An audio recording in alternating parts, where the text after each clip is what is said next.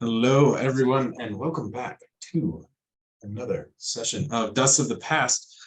Last session, they were up in a stone heart-shaped object and met a certain individual named Kamakani. We sure did. And then after Kamakani left, that's where we are right now. But before that, Div. Hello. Let's turn back a couple years, yeah? Div, you have just arrived in the city that others have referred to as Sharn, that you've heard. You think you might have heard of this place before, but you don't really know anything about it. And your experience so far has been vague and confusing. Everything is blurry. There's so much sound, so many people. You've almost fallen off of things that are just, space just stops being there several times, and you've stumbled your way around this city trying to understand. Everywhere you go, you hear gasps and people making comments under their breath. But there are so many people that it's hard to make out exactly where they are.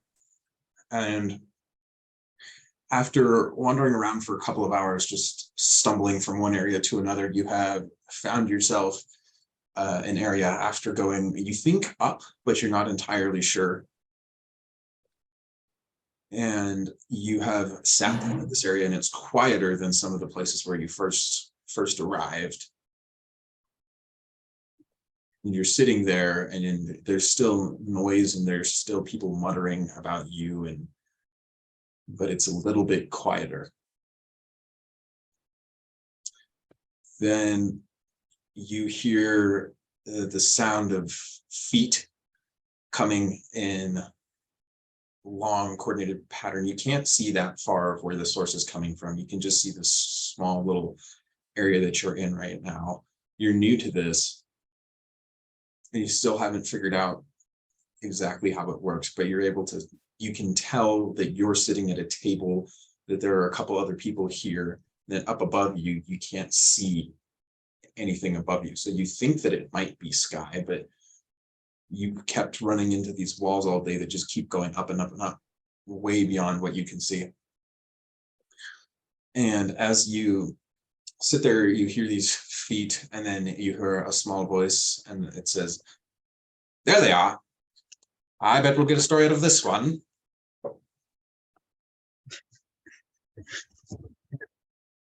Ominous.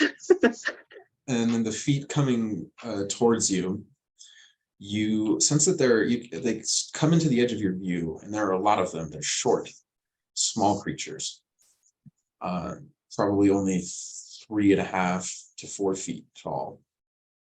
And they come around to you and start to ask questions. One of them comes up and it says, "You there, what's your name?" And then another one interrupts them and it says, "What are you doing here in Sharn?" And then another one says, "Is that flag authentic?" And these questions start to overlap each other in just this cacophony. At first, you can kind of tell that they're standing apart. Each of them are holding notepads, but the questions increase, they blend together.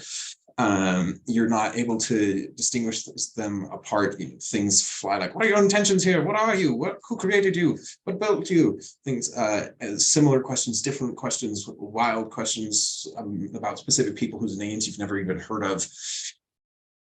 People keep mentioning the place Syra, and you've heard that before. You know that term. You know what Syra is. Barely. And you don't know anything about it other than it's home. What is your kind of reaction as this is going on, Div? Div just kind of gets back to his feet and just like he's trying to make sense of what is happening in front of him. It's getting really hard really fast to do that with all of the noise. So he just kind of like subconsciously starts backing up. His head is turning from person to person to person to person, at least as best as he can approximate. Just trying to find his own thoughts and all of the noise. He's not having a good time of it. Contrary to what you were hoping when you started to get up and back away. They get the crowd even closer, and the voices start getting louder, and then the questions start coming in, like, do you have aggressive intentions? How many people are you planning to murder? And things like that. Coming towards you, and it just gets louder until your back hits a wall, and there's surrounding you this cacophony coming together. The world starts to blur. As the voices build and come together, you are unable to distinguish where the floor is, where the ceilings are, and it just comes together. The world is turning around you. You're not quite sure where the people are, where the voices are coming from, where the wall is, anything like that. You're not really, sight just fails you almost entirely until you hear a voice that echoes not out loud, but into your head. And it says, would you like to leave? I can help get you out of here. Div responds without a second thought. He says yes. Good. Follow me. And you're able to instinctively understand where that is. There's like something that's sent to you. It's like a direction. He will absolutely follow that. As you start to follow that, you kind of like push through this crowd, which follows you. Like at first they're like startled, and one of them is just like, you hear one of them, it's like, write that down, size of question, go. And as they follow you, you hear the voice in your head, and it says like, run, in your head.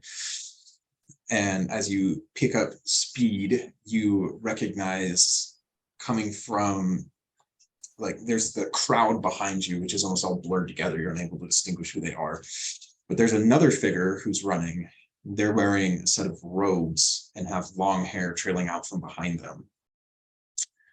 And they're running next to you, and they get closer and saying out loud this time, just keep following me, trust me, don't worry, you'll be safe. Div can barely manage a nod. All of this is entirely too much for whatever's left of his addled brain to handle. He's just running, and he's gripping his medallion like his life depends on it. So you just come, and you feel just kind of a heat towards whoever this is coming from the medallion. Like, it seems like it's a good sign.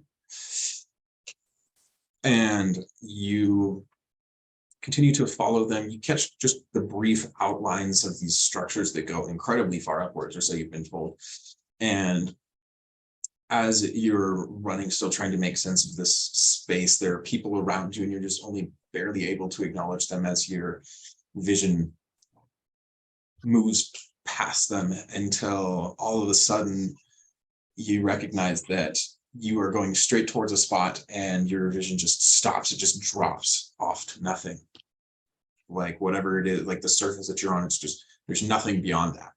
But by the time you realize that, it's too late to do anything about it, and you charge just full speed with this woman straight off of a cliff, and you begin to plummet downwards and you fall about 10 feet before all of a sudden your speed catches. And instead of the voices of these short creatures overlapping, it is replaced by the sound of rushing wind.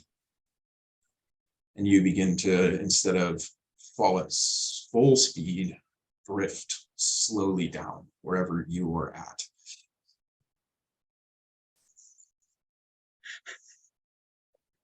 He does not know what to think. He's just along for the ride. The only thing you can see is this humanoid next to you, also floating down at a similar speed to your own, until you land on a surface and you're able to see again. And then she says to you, best get out of sight. That's what I found is the best way to avoid them when they're in the mood for a story. Shall we? Yes, sir. That would be yes, ma'am. Yeah. And Yes, then she ma'am. kind of like cocks her head and she said, but I'm assuming that you, and she kind of like, don't know a polite way to say this, but can you see?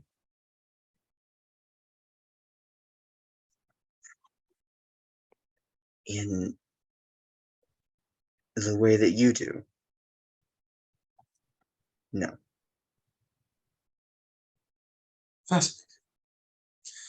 Well, I apologize, and as you're saying this, you're moving, for having to lead you directly off of a cliff, but if you want to avoid the Herald, you have to jump straight off. That's for the Herald. The Chronicle's even worse. But I suppose that's all just part of the life. Now, what about you drew their attention?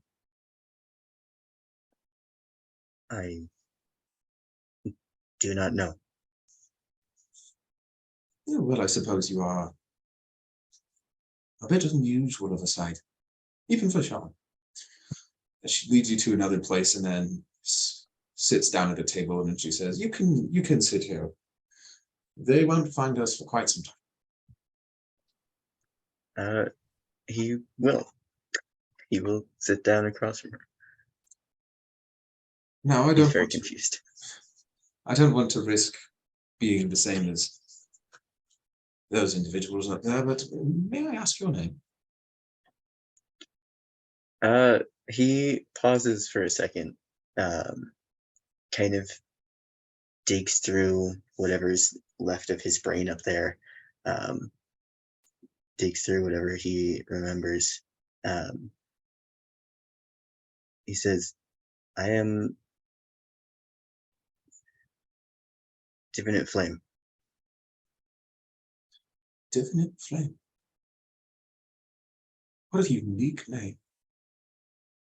May I inquire after its origin? You don't have to respond to me if that's too private. We did just meet, and I did hurl you off a cliff. I believe I owe you something, not the other way around. I do not think you owe me anything. I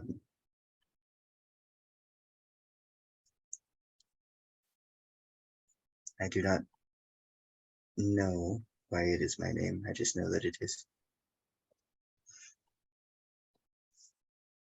She sits there and nods to herself, and she says, there's a power in that. Many people lack that power. Now, tell me then, Divination Flame, what brings you to Sean, if you don't mind me asking? I am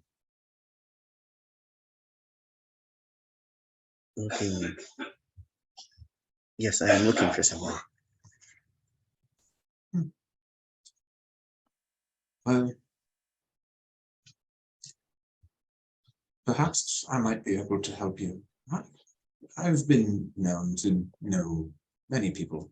I have quite a few connections around the city. I might be able to help you. I would appreciate that. And she smiles, and at this point, there's a clarity about her where you can see her really fairly clearly. So you can see her in enough detail to see that she smiles. And she says, oh dear, I've forgotten myself. My name is Sindra Sylvain. It's such a pleasure to meet you. It's a pleasure to meet you. Back to Chult. Yay, Chult. Back to Chult. Yes. Oh boy. You're this room with these arcane runes scribed onto the ground. What are you doing?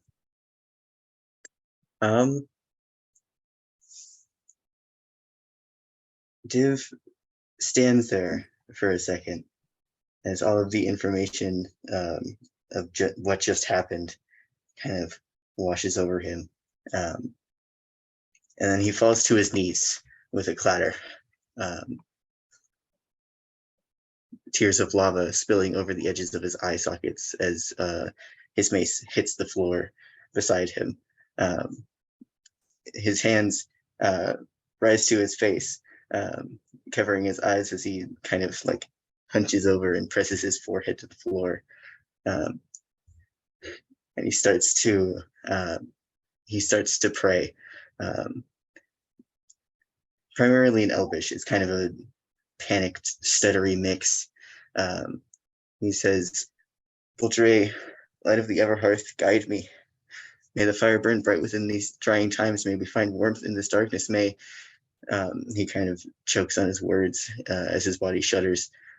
He says, "Please tell me what to do. Guide my claws. What am I to do, Voltare? I cannot tell them. Show me the way, I beg. Grant me your wisdom in my moment of darkness. Hear me, see me, please. I am not a monster. I do not want to kill you. Grace of the Everheart, guide us on our path." His claws kind of dig into the metal of his face. He says, "I want to help you. You are not a monster either. It was not your fault. May our fires burn bright to illuminate our way. May Voltare hear these pleas and offer aid in our time of need." His core kind of pounds in his chest. He says, "Please, please hear me. Please do not leave me alone. I do not want to hurt you. My goddess, my light, I beg, guide me. Show me another way. I am not a monster. Please tell me there is another way. Please."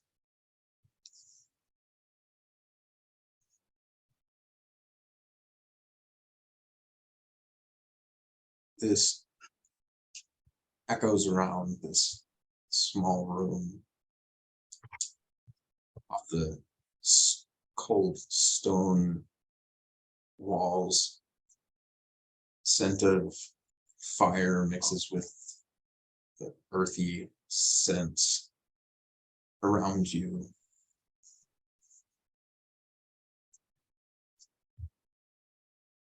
And at first,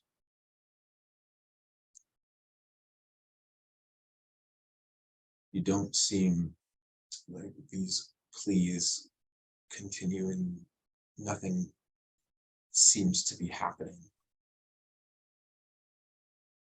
After a while, you feel heat wash over you, other than your own. It's nothing specific, merely of no direction attached to it. Just a reassurance. You can almost feel a hand on your shoulder, and then the sensation is gone.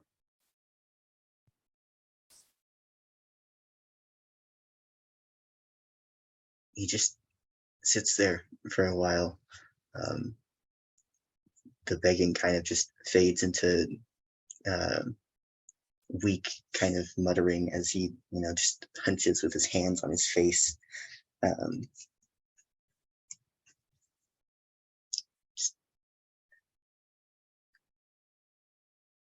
I'm waiting for something to happen. What are the rest of y'all doing? Crying, actually. Having it really done. You really went and did that to me. Yeah. Thanks, good. Jason.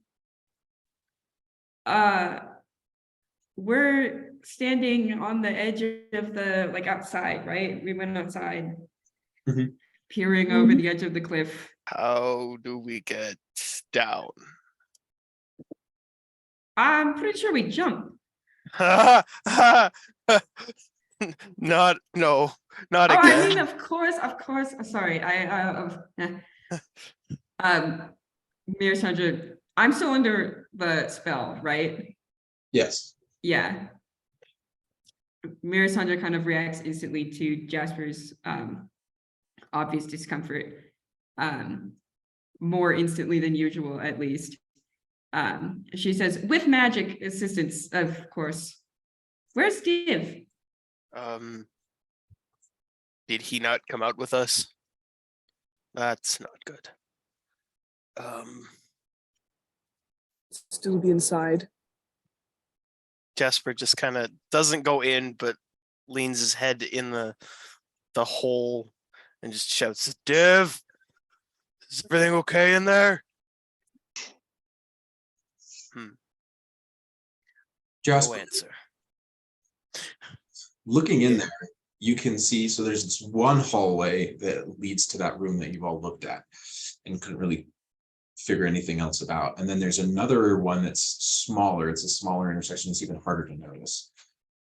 But now that you have dark vision, so you can see in there, and you aren't being forced to do anything, so you're able to observe a little bit more.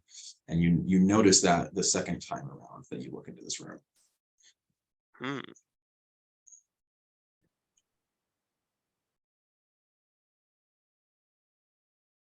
Well, I guess we'll go see if I can go find Div. And Jasper's gonna wander on in and go to the little side area. Mira follows. As you turn into that, or not really turn, it's a very small little area, more of like a stone kind of closet.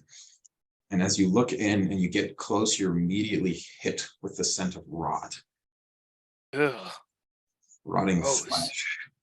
And when you look in to the room, you see standing perfectly still are two gigantic creatures. They're gorilla-like, but different. The teeth are huge. They stand 10 feet tall at least, and each of them has 4 arms. There are patches of blue fur, but they don't quite cover the entire creature because large portions of it are missing, leaving bone and muscle exposed. Behind them are 6 pale gray humanoid corpses standing there, stock still. No, thank you. Div's not in here. Time to search another room. Mira's just like standing there. It looks like she wants to go in. You Do know? not, don't do it. It's big But scary monkeys. Big scary monkeys.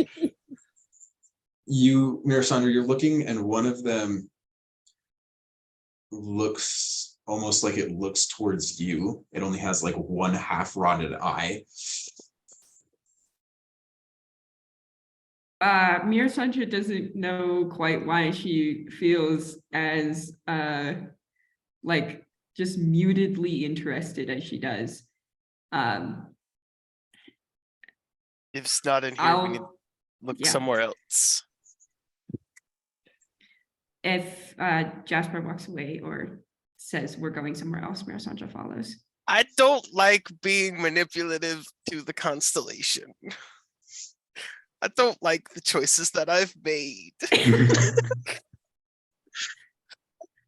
So you walk off to the side and you glance into that other room. Div, what are you looking like?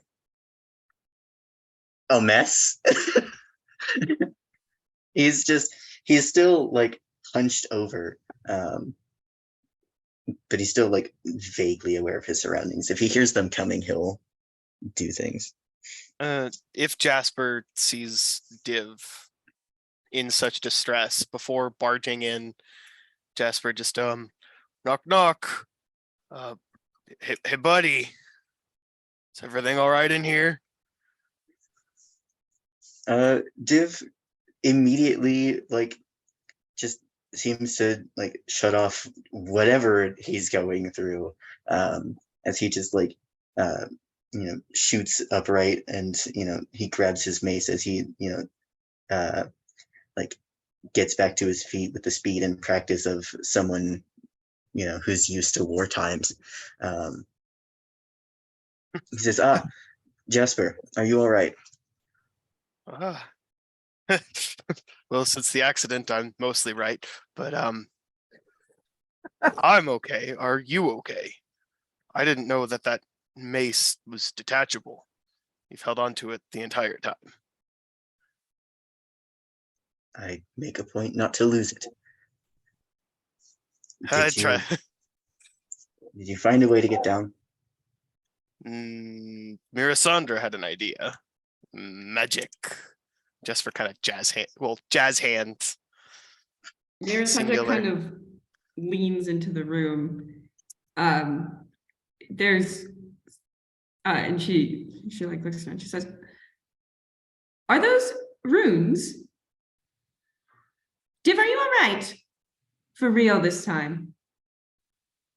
I'm fine, Melisandre. There you go, lying to me again. That's all right. We'll get down from here first. And then she kind of skips over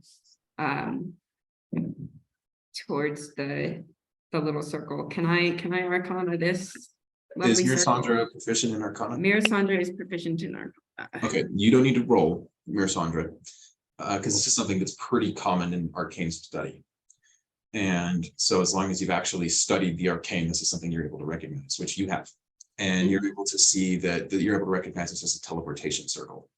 Now, if you want to find out where it's going or things like that, then you're aware that that's something that some teleportation circles can have. You're also aware that if you copy down the exact runes, that you might be able to describe another one that would go to here, but you would have to investigate that. Can I tell if it's been recently used? Is that like a It's not clear? something that you'd be able to tell. Okay. Mirasandra kind of cocks her head at it. One of her ears flops over. She says, "That's a summoning circle. Convenient." I mean, not a summoning circle, a teleportation circle. My words are all over the place. That's a teleportation circle. Convenient. Both of those don't seem like great things, considering what was in here before. In here before? Very bad person. I wasn't a person anymore. A very bad thing. Mirasandra looks like confusedly between the two of you. It's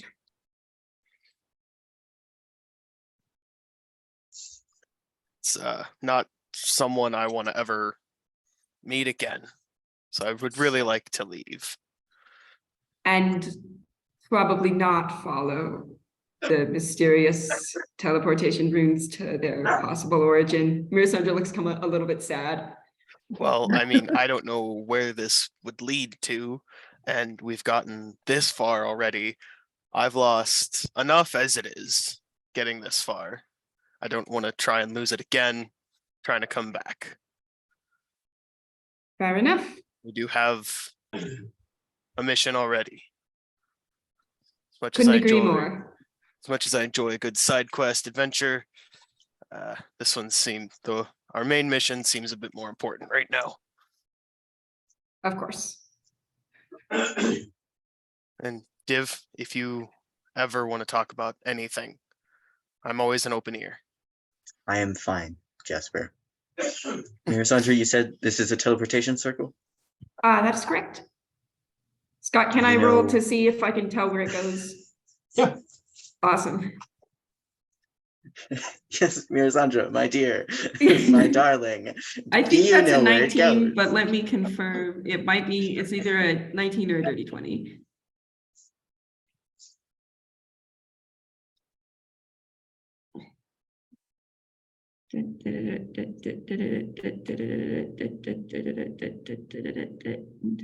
Oh, dirty 20, yeah. Dirty 20? Okay. Mhm. With a dirty 20, you are able to tell that this person has intentionally left out the destination, which is something you can do if you're skilled. And so whoever scribed this did not want you to be able to follow them. And so there is no hint of it whatsoever, but you're looking at it and you're able to tell that that was done intentionally. People who are less skilled at a teleportation circle would not be able to pull that off and still maintaining the sequencing of it. Another thing that you're able to tell is that it's expert. It's extremely precise. If teleportation circles are described badly, then there's quite a bit of risk to using them over and over again. This one, you do not think there would be any risk whatsoever. Melisandre kind of whistles. She says, wow, Zephyrus, that's some good handiwork. It has no destination, which is unusual and a little bit impossible. Not a little bit impossible. Far from impossible, but definitely unusual. Now I definitely don't want to take it. Can we leave? I don't like it in here. Absolutely, It's Jasper. scary.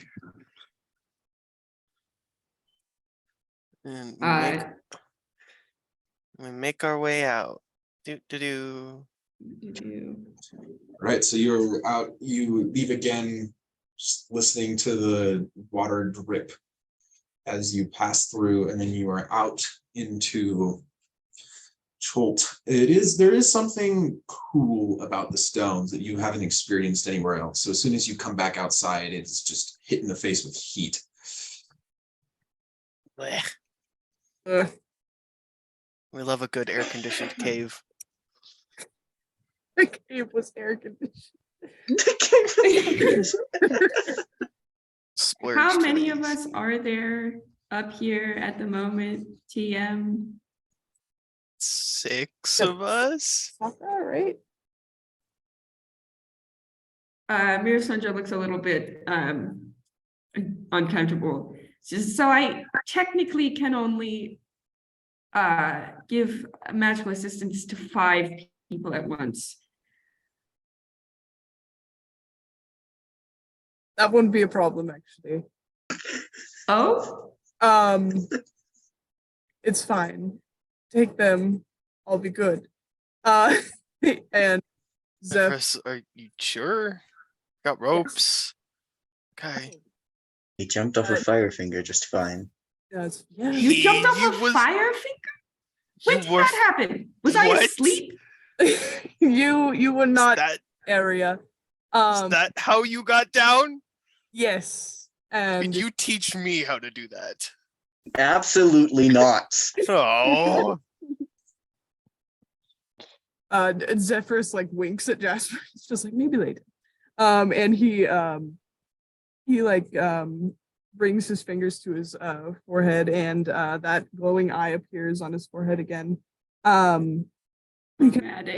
When it appears, it's like, I'll see you down, and he like just kind of steps off backwards and calm down.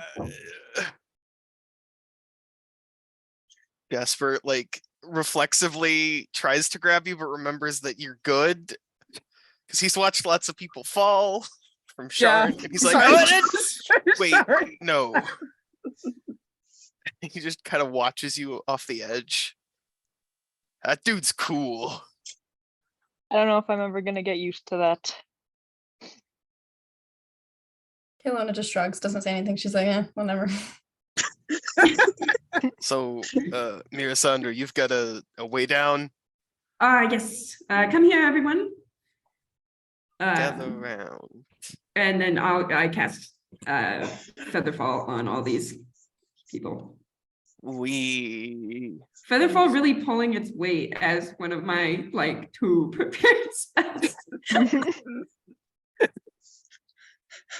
Listen, apparently Scott really likes throwing us off things. What is going on with my character sheet? So Why you are all the- jump down from this heart, and then this magic. Melisandre, what does it look like? Melisandre pulls one of the charms out of her ears. It's that like funky little cube that you've seen before, the puzzle box, and fiddles around with it a little bit until like a specific pattern is facing all in the same direction. And there's this kind of purple sheen to it that then reaches out to cover all of you. Jasper very, very hesitantly walks off. He just like he takes a deep breath one leg is over. He kind of sits on the edge and lowers himself off.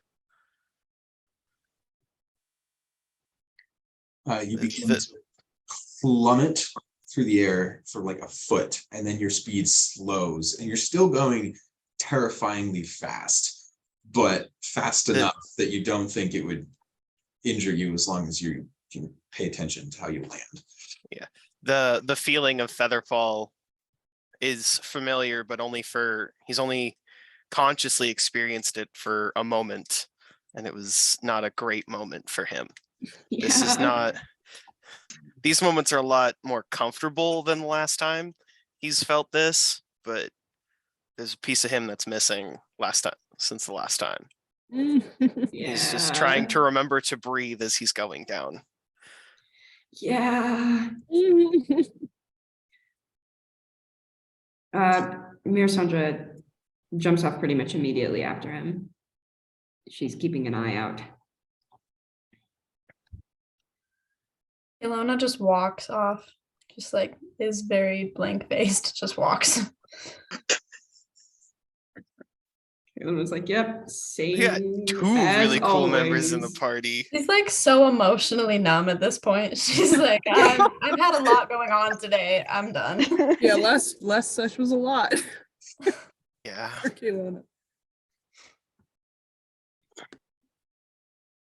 Nephis is actually kind of nervous, which is uncharacteristic of her. So she's gonna like kind of look over the edge and like hype herself up before taking a little step off, and may or may not scream a little bit when she starts falling. She's okay. So I love her.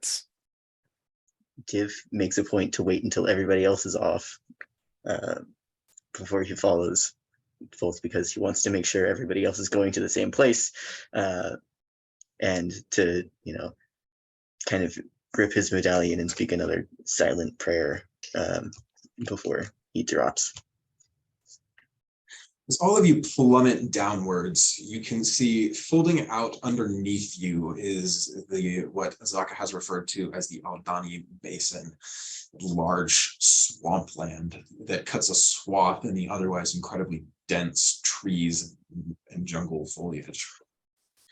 As you come down, it's still, the water itself is this mix of green, blue, and gray, kind of significantly more visible from above, and you can see where rivers flow out and into it.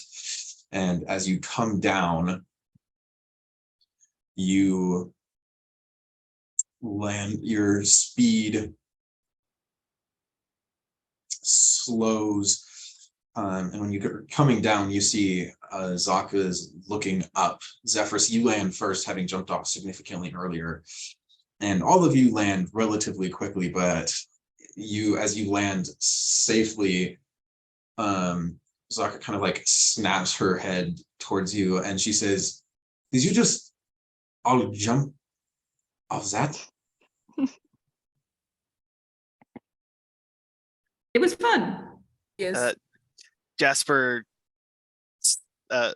lands with a bit more of a thud, less than last time, but it kind of just sits down on the ground and just, yes, and a bit more enjoyable than the last time. She just like shakes her head, just like the thought of it going pale, and she kind of like glances at Nephis, and she just said, "I thought you all just don't jump to your dooms for some reason. What was happening up there? Beats was me. Was that figure?" That was someone who has a bit of a complex and thinks he's a god.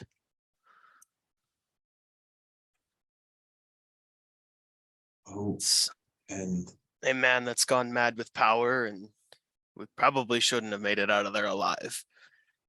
Oh man. Well, used to be a man, now a monster. did they attack you? What happened? Jasper kind of looks at Melisandre, and he didn't attack us. He had someone else attack me. but I'm okay. He left. I don't know where he went, and I don't plan on following. We're very lucky he left when he did. Caylona just nods and she's like, can we all agree to never talk about him for as long as humanly possible? She's like, I am good, like avoiding that man for the rest of my life. Yes. And You hear a Never- laugh. Oh God. He's not here, but you hear his laugh. And it's just Mirasandra when you look over. Zeph, yes, the false god. You see Kaylona's fists clenching, and you can kind of see that she's like, kind of wants to punch someone, but she like actually likes Mirasandra a little bit. So she's like, we're gonna be okay. She's like, ah. Self-control. So now where to now? Well, if we are done with the heart, then we can take the basin and swing around to the southern edge. And she gestures pointing. And this is now much more visible. Like normally when she describes directions, you can't see like 10 feet in front of you because there's just trees. And she's just like, yeah, you like do this and you do this and you go there and you're like, I have no idea what that means. But in this case, she can point it out to you as she traces along the edge of the Aldani Basin. And she says, I've heard rumors of some sort of camp, crusaders from Thrain intent upon destroying the undead. We can stop by there, see if they have any supplies for you. We've been out long enough that I think your rations are getting low. And if you want to maintain speed, then we will need to refill. From there, we can go to there's another small settlement known as Mabala. From Mabala, we can take the river and reach Oralangre. And she points kind of off in the distance, and you can just see off to the west of you, from where you're standing right now, there's this mountain range that is along the back or the western edge of Chult. And she says, those are the Miscliff Mountains. Oralangre is close to them. From there, we will find the answers that you are looking for.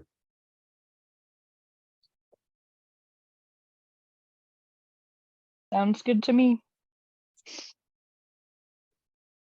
Sounds like we have our destination. Good. Send back in the canoes. And she flips them back over, which is kind of a relief because you've been dragging them through the forest for the past 5 days. And that has been quite a pain to do.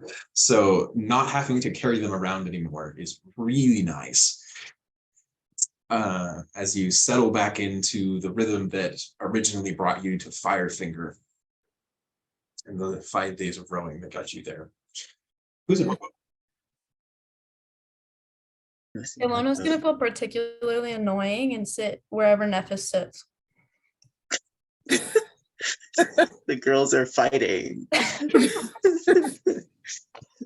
I really don't want to have to deal with this right now, but it's okay. You can be in my canoe.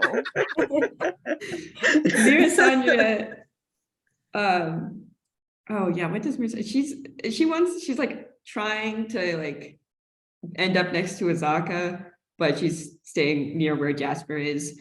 If she can do both at once, then she does that, but if not, we hang out with Jasper.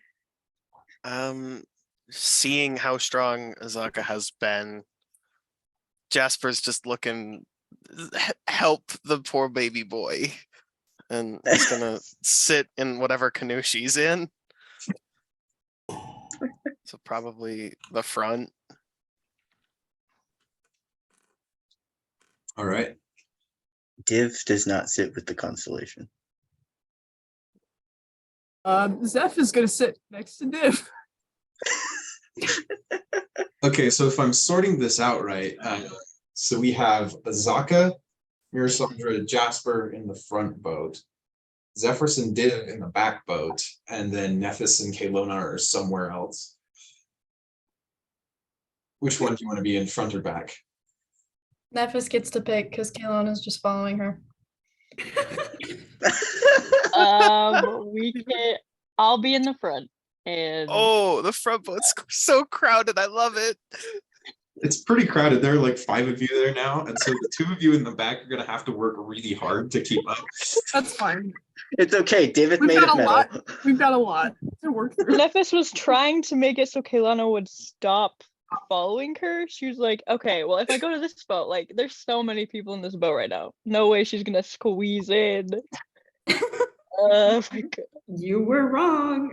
It sits on Squeeze is in the back, like without saying anything. But if she makes eye contact with Nephis, it's this look that like, you thought you could get rid of me? No.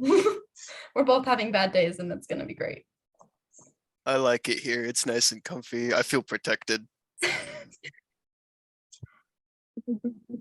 Jasper kind of looks behind at the other boat. You too good back there? Zeph just gives you the most tired look.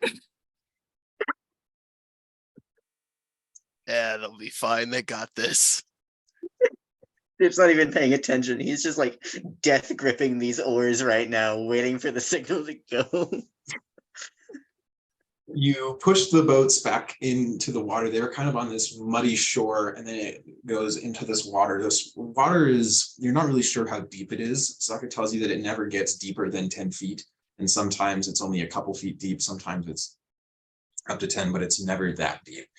And as you move forward or start going down, but now you actually like know where you're going and you don't just have to follow Azaka, so it's somewhat easier, but you're also able to actually look around and experience a lot of Chult once. As you start moving, your paddles start dipping into the water. There's a smell to this whole area, and it's just, there's scum that floats on the water, as well as insect swarms that are surrounding you almost constantly. And you can hear coming from the trees, there's all sorts of noises. That you see splashes and various puddles all over the place. As you continue to move forward and you get used to the rhythm of your paddles hitting the water, about 10 minutes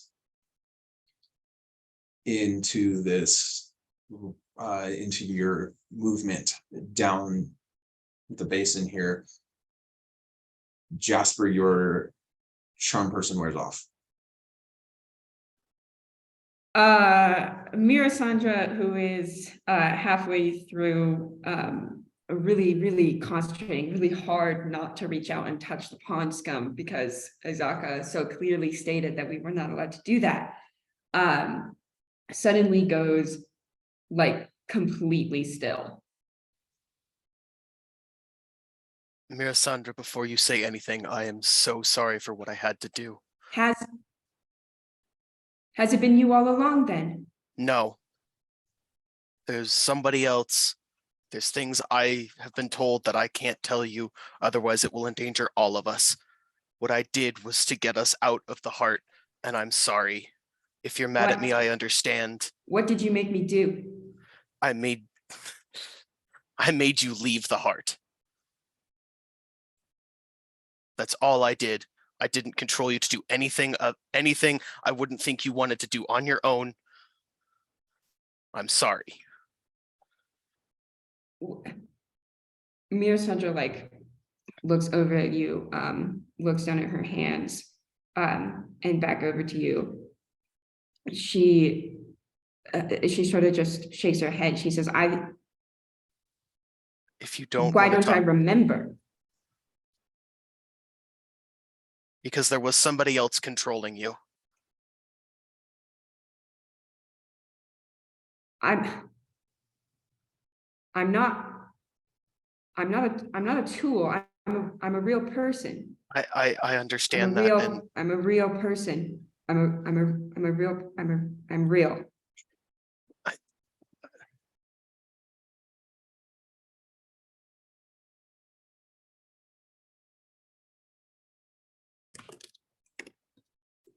And I know you are, Mirasandra, and that's why I had to take control.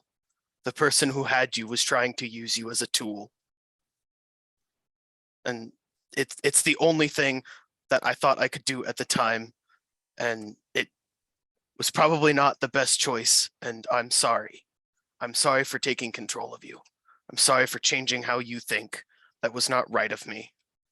And if there's anything I can do to make it up to you, I will do it. And if you don't ever want to talk to me ever again after this mission, I understand. Just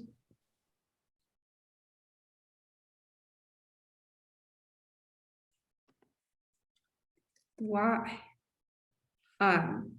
She looks very lost.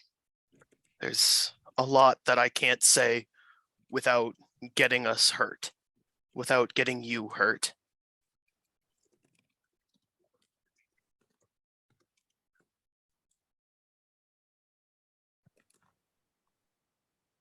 I think something might be wrong.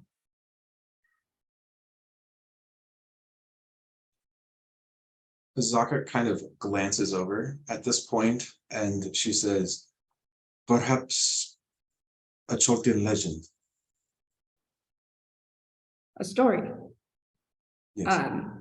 Mirasandra's like eyes shift back to her usual like color. A little bit of the vibrancy returns to the her skin and her hair, and she says, yes, I like stories. Stories are, yes, that would be good. And as you continue moving down the river, she starts to tell this story. And she says, in the early days of the world, man stood by the banks of a river, frightened. Crocodile raised his head from the water and asked, what troubles you, cousin man? Man said, I must cross this river, while I fear to enter the water alone, because it teems with your brethren.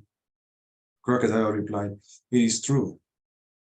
You would not be safe, but I will carry you across the river safely on my back, if you promise to return the favor. Man agreed, and Crocodile bore him safely across the river. When they reached the far bank, Man asked, how can I repay you? Crocodile replied, I wish to see the realm with your brethren. You must carry me on your back across your realm. And as she speaks, the paddles kind of mix in, hitting a rhythm to the story as you just, splash of water just over and over again. Man had been tricked, but a promise is a promise. So he carried Crocodile safely on his back, across the entire realm of humans, a journey that lasted many years. He also swore in his anger that never again would men and crocodiles be friends. And so it has remained to this day. It is an ancient tale, children's tale, that we often tell when children ask why they should stay away from the rivers. As you have seen, though, and she smiles a little bit, there is much truth to this story.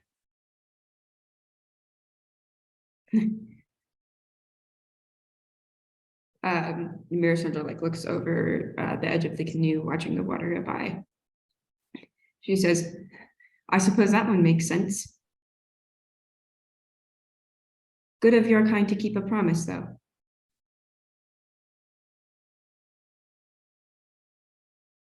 Zaka just nods. And she says, people are often so straightforward in legends.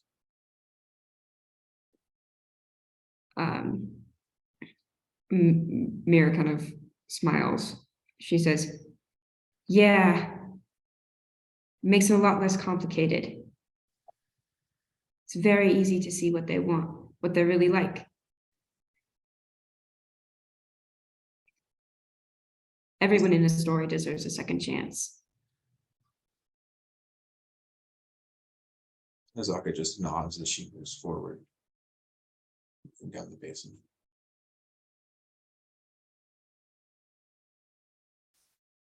Jasper just sits in silence. He sat on the left side of the boat, not thinking. Just realized he's being very useless right now. There's not a whole lot he can do. He just kind of looks off ahead, disappointed in himself.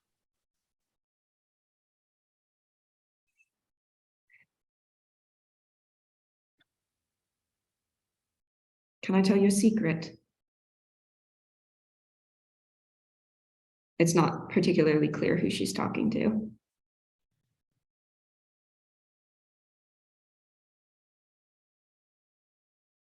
Jasper doesn't respond. He figures he screwed up a whole lot.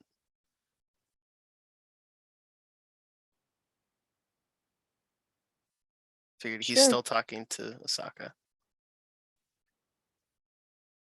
Sure, what's your secret? I think I'm scared. I'm not supposed to be. I'm not usually allowed to be. I think something's wrong. Because you're afraid? Mirisandra nods. Her ears kind of twitch. She says,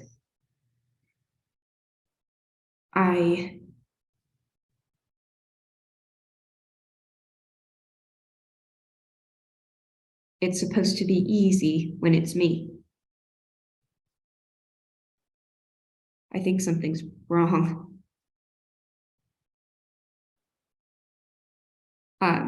And then she kind of shakes her head and straightens up.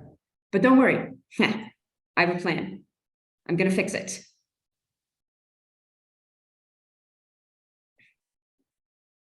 Fear is definitely a hard thing to fix, in my experience, but what are you planning on doing?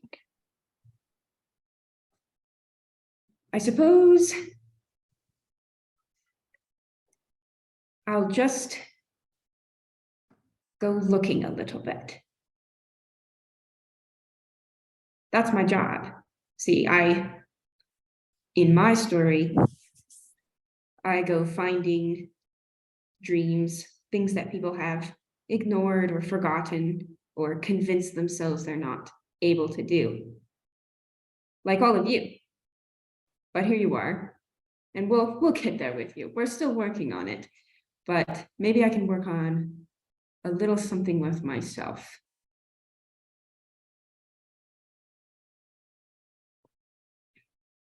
Like finding out your own dreams? I don't think I have those. I don't think that's possible. She doesn't sound particularly worried about it.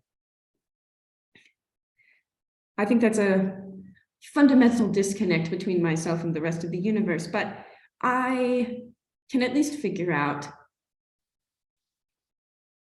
what I might be so scared of.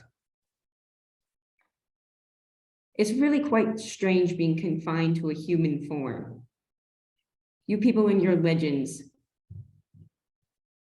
I'm not mad about it though, don't worry. You can't help it.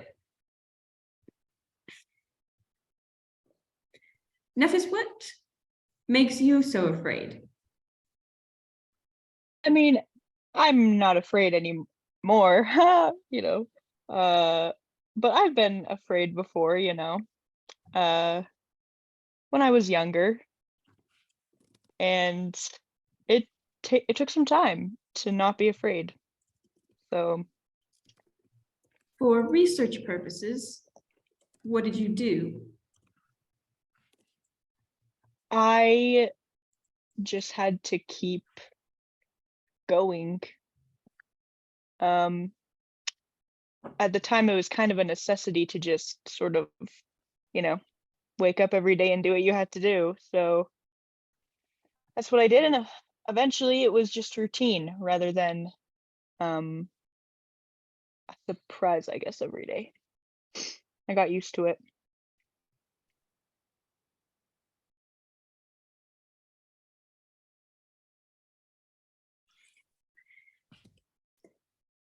to the fear or to the routine? I think a little of both. What's your routine these days? Well, since I met all of you, I haven't really had much of a routine. So yeah. Keeping you on your toes. That's definitely been a thing. Yep. But what about before?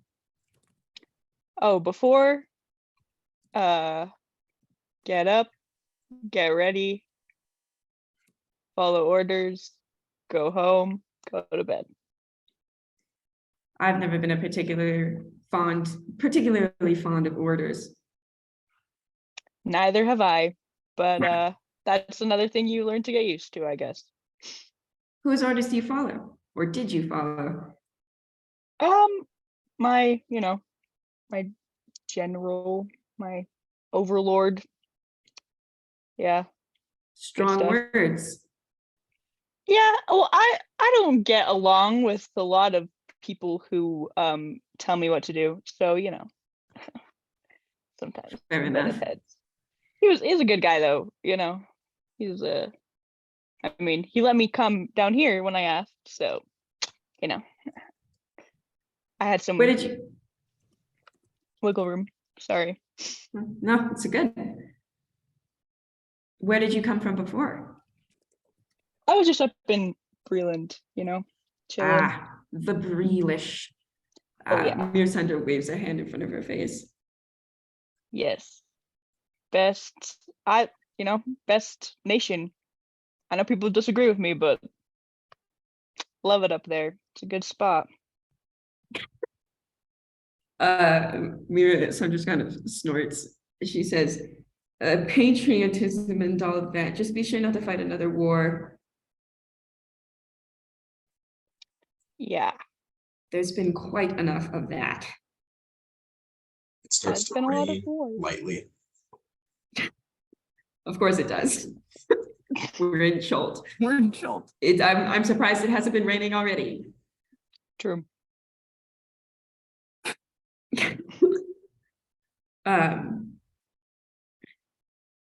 Mirsandra says, do you want to go back? Do you want to be here?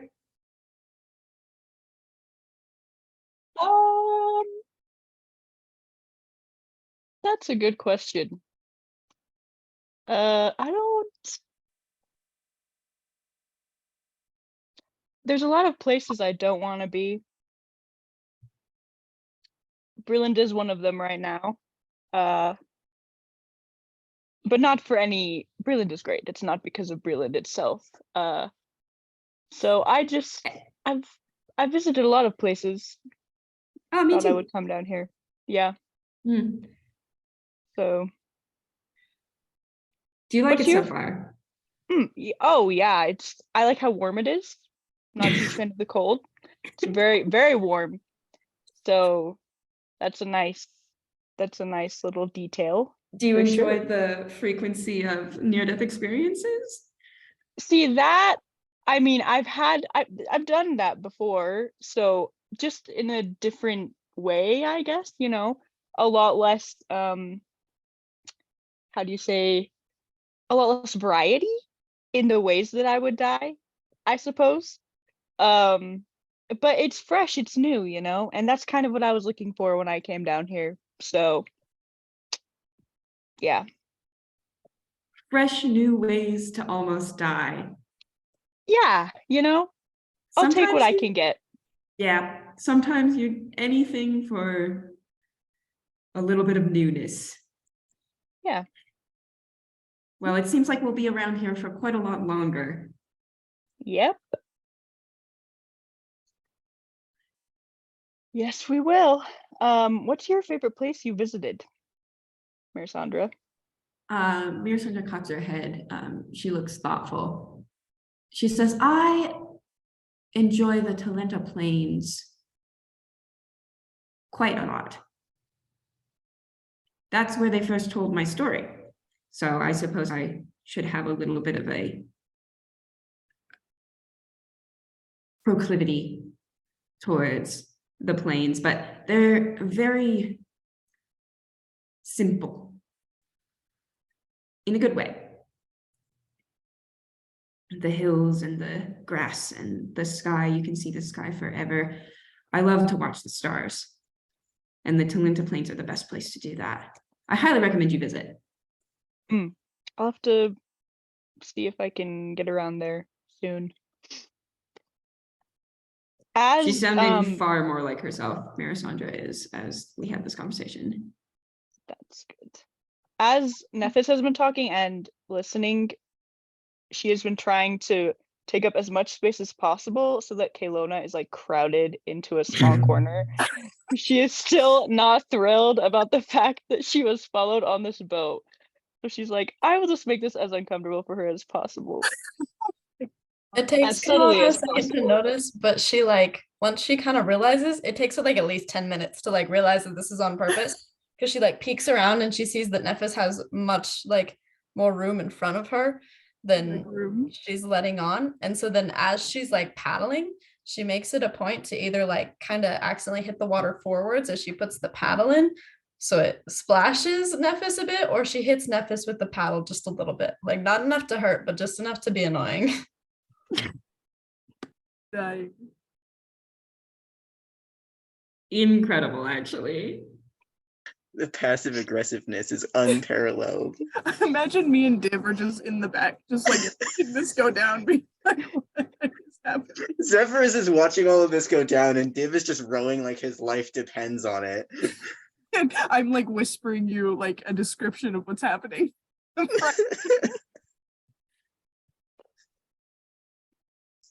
girls are fighting.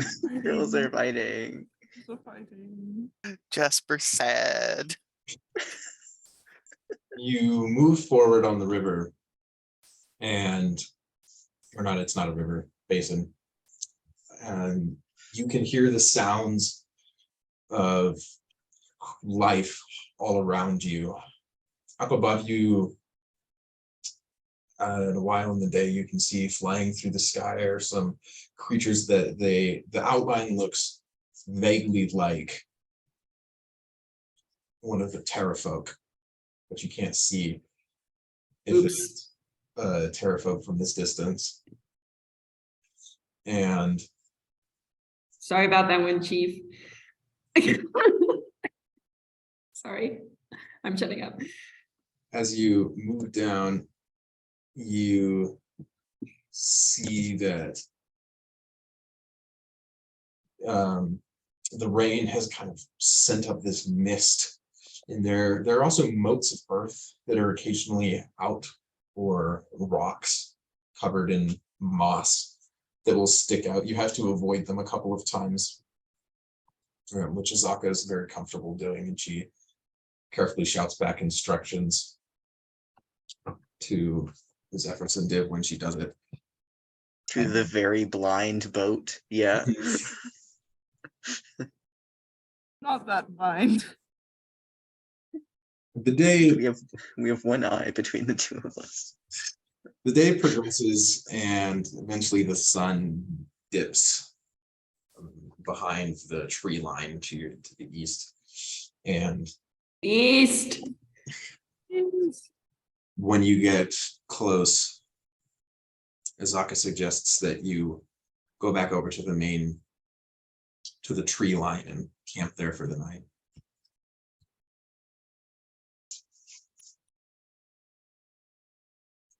Trees are lovely. Amp I'm down for this. time. Oh yeah. All right. Camping time. As you are setting up this camp, you see emerging from the trees, wandering nearby, is this large creature, and just this large creature wanders out, and Mirasandra, this is bigger than anything Talenta can produce. This thing stands Dinosaur. 10 feet long, and it is covered in spikes and spines all along its tail. Its scale patterns are brightly colored. And as it comes down, you can see that it has this huge tail that has massive spikes or spines, you're not quite sure, coming off the back of it, and it just drags around, and then it goes over to a bush and just starts eating it 10 feet away from you, from where you're camping. Friend shaped. Mirasandra kind of coos. As you do that, Azaka kisses under her breath, and she says, "I would not get near it. They can be sensitive." I'm being careful. I'm just looking at it. She indeed does not go any closer. Admiring our lovely friend from afar. Dinosaur. Zeph is going to like, Jasper's just staying quiet and helping set up in the same ways they have been this whole time. Not saying anything, which is surprising. Jasper usually, even after losing his arm, he was quiet for a little bit, but went back to humming and singing, but he's gone back to being quiet again. Zeph like kind of notices this as he saw like all that go down in the boat, and it was very tense. And he's been kind of quiet during like the camp setup. He's kind of thinking, but he kind of goes over to Jasper and he's like, you shouldn't blame yourself. You know, you did what was right for everyone in that situation. I'm as bad as he is. No. I dove into somebody's brain, used my words to manipulate them. That's what he does. The difference is that you did it for a purpose that you didn't harm them. You Still, I know I didn't hurt anybody, but it still doesn't feel right. understand. Just want you to know that you shouldn't. I guess it's a good thing Mirasandra was in control at the time. Who knows where I'd be if it was him that came out. Would not have been pretty at all. Mira's she'll understand in time. I know she will. They all will. I don't know how, but I don't know how anyone else will react when it's their turn in control. Are they gonna know too? How? I guess I'm just scared for if anyone else comes out. I will have your back. Thank you, Zephyrus.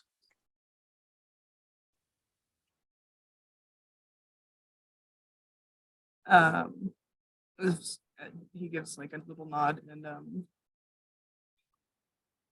kind of starts to unwrap his wraps, and looks like he wants to say something more, but he kind of looks around at everyone else and then he says,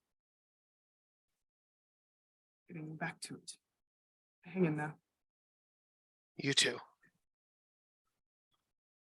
He's just gonna go back to setting up camp. Setting up camp.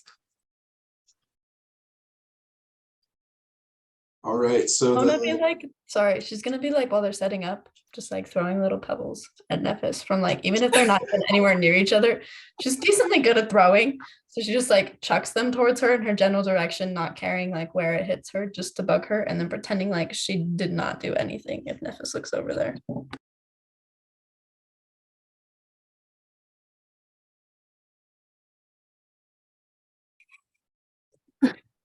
How people deal with having had a bad day, just absolutely annoying the hell out of each other.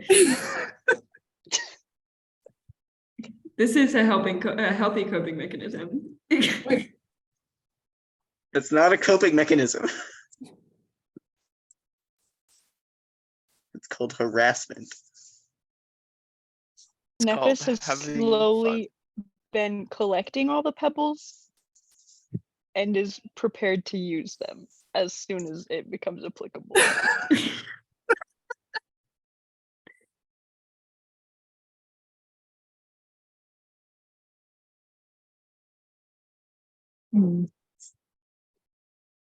okay. I assume we'll just assume that you have a regular watch at this point, as you have been doing this for a while now. I am gonna bother Div when everyone else falls asleep. Or at least when it's my turn to watch.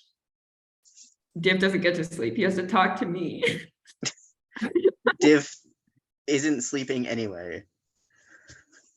Div, you are doing your little trance, and as it is familiar at this point, 2 ears, and then Mirasandra's face comes in sideways into your field of like paying attention. She just like sidles over to you and sits down. He stays quiet. He's gripping his mace pretty tightly as he keeps watch. So, dearest Div, are you going to tell me what's wrong?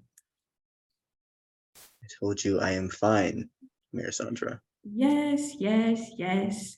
Because you're very stoic and you're in charge of keeping everyone else safe, and it's your responsibility to be strong so that all of us can rely on you, but also you're not fine. That's okay. I won't tell anyone. Have I ever told anyone?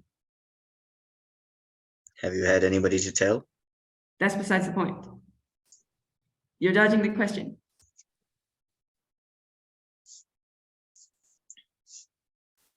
Told you I am fine. Let's pretend that we're back in the apothecary, all right? Just for a second. And everything's nice, and we have a roof over our heads, and the rain isn't dripping down my back right now. And it might be, we have a nice fire, but it might even be a little bit cooler than it is right now.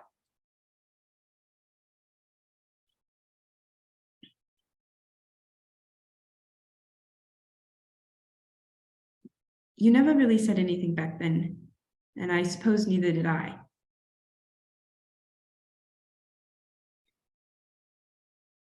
And if you don't want to say anything now, that's all right, but I'm going to sit next to you, just like I did back then, just like you always have done for me.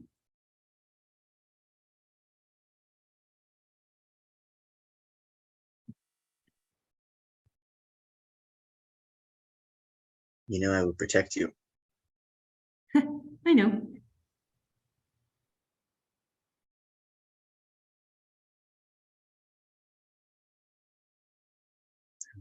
That is I've what I never will doubted do. that.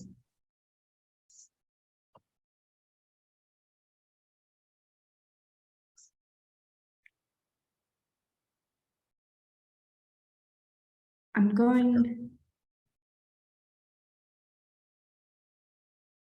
going to figure it out. All right. I'm not going to lie to you and tell you that I know what's going on. it's a little bit of a strange experience up here. And she kind of taps at her head. She says, I might be dreaming, I might not be. It's interesting, but I'm gonna be all right. It's not all up to you. I'm gonna help you.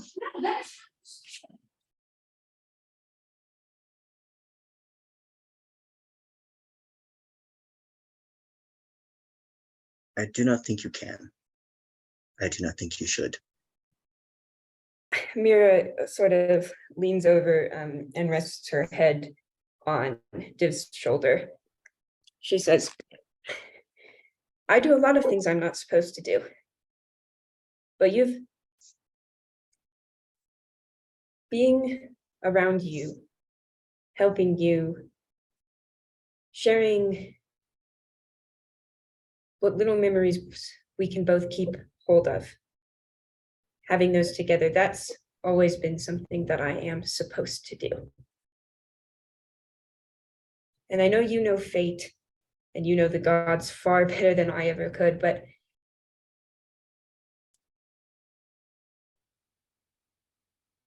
when I look up at the stars sometimes, I think that we're gonna make this okay. And you're not alone.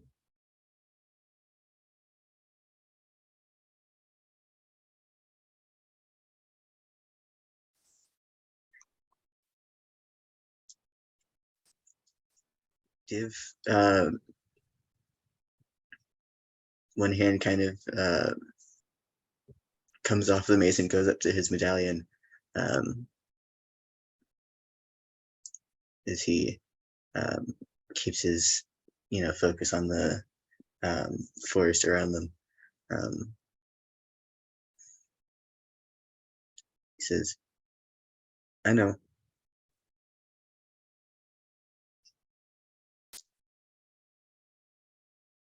I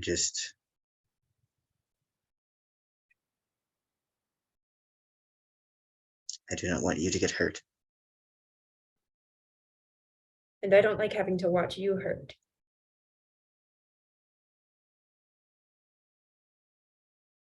I am not hurting. Robots do not hurt. I know you well enough to know that's not true.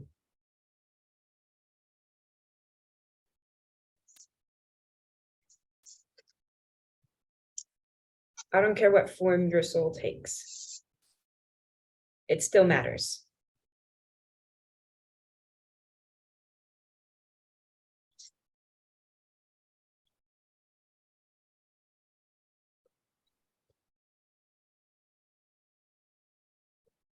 I think you should go get some rest. Whatever you say. Melisandre kind of smiles. She says, just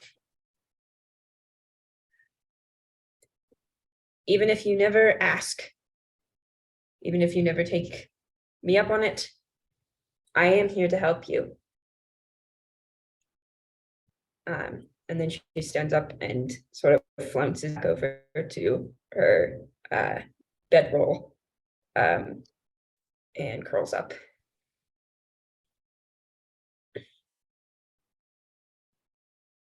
Div does not sleep. Div.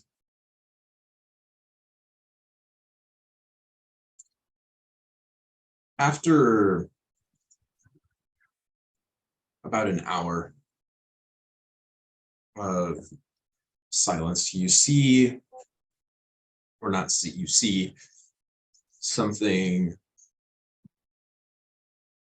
interesting. A tiny little creature.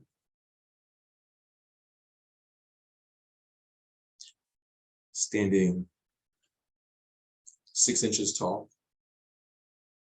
You can tell that it has a mask over its face. It seems to be faintly humanoid. Behind the mask are tendrils of you can only assume to be hair, but they're thicker than a normal humanoid's would be. The mask of the creature is engraved. And normally you're not quite able to see this kind of fine detail, but for some reason you're able to recognize that the engraving is in the shape of a constellation. Not one that you're familiar with seeing, but a constellation shaped like a heart.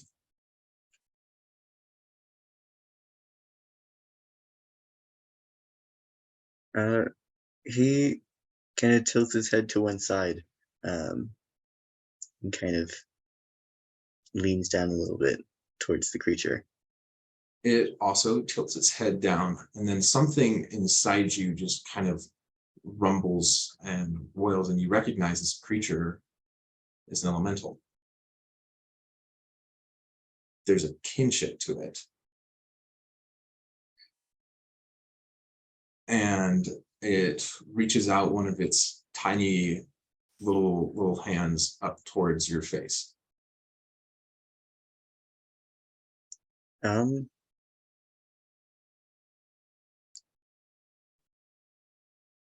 He'll lean down a little bit more to let it be able to touch him. Maybe offer it a hand up if need be. Yeah, you like lean down and your face is only a couple of inches from the ground because this thing is so small, and just its tiny little largely formless finger touches your nose, and you feel an energy just course through you, and in just an instant you see a structure lying amidst the trees. It's obviously in Chult.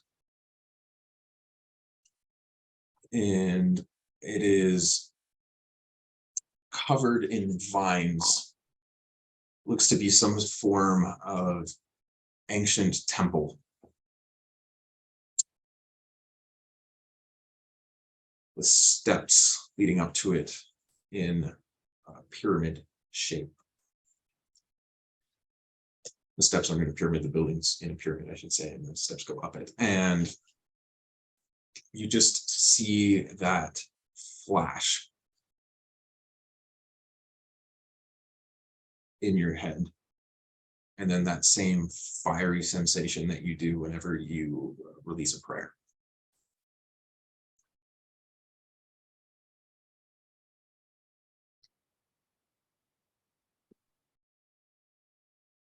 He kind of sits up again, a little bit dizzy from the sudden flash. Is the creature still there? Yep. He will kind of, once again, kind of, bow in front of it. That same kind of like crunched posture. The creature just cocks its head at you. And then you can sense its emotions in a way that you suspect no other being could. And it seems pleased and curious. And then it turns and it skips away.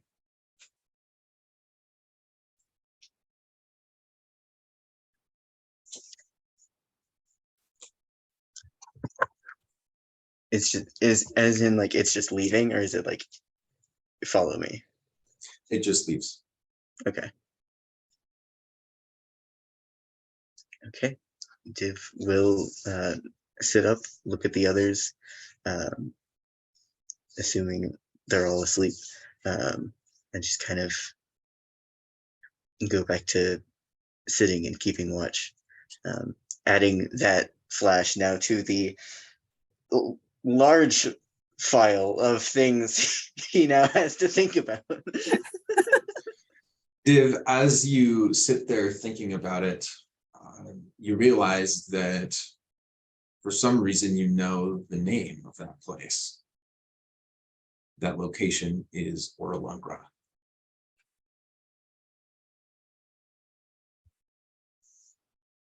Oh. All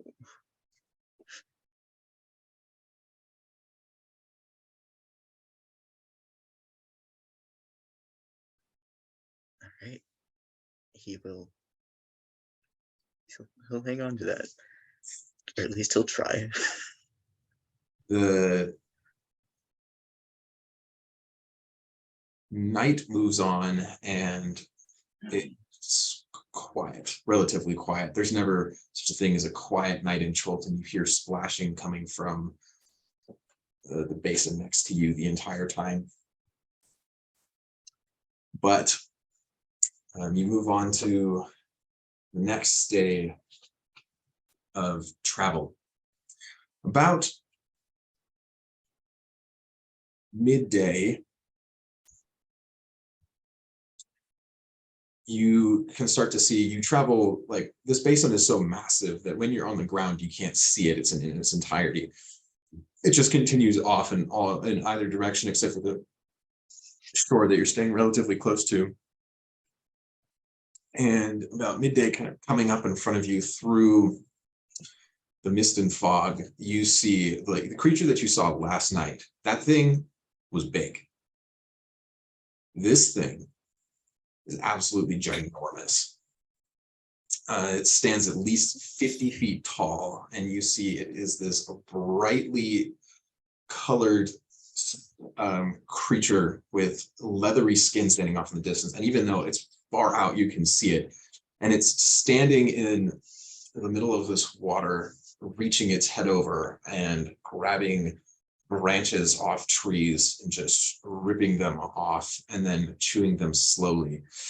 And it has this incredibly long and thin neck, as well as a massive tail, which you can't quite see as long as it is as it submerges underneath the water.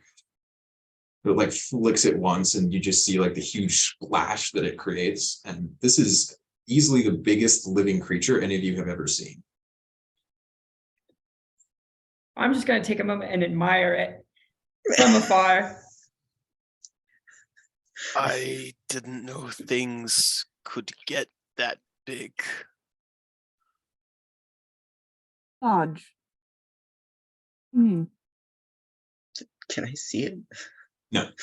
Yeah, I just think. Everybody else is just like, wow, that's big. And Div, you're like, what? What's big? What are you talking about? What's big? Where is it? Picture like Again, several times bigger. Very colorful.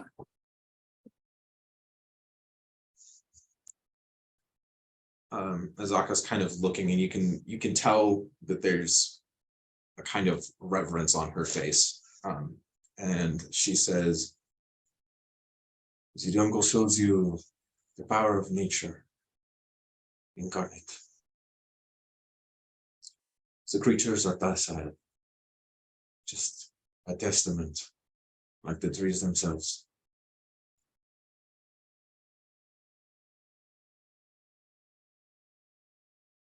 I am looking respectfully.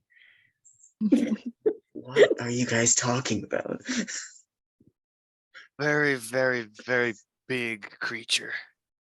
Div, have you ever encountered a dragon? Stack like 2 or 3 of those on top of each other. And then we kind of got what we're looking at here, except a lot less chatty. No wings either.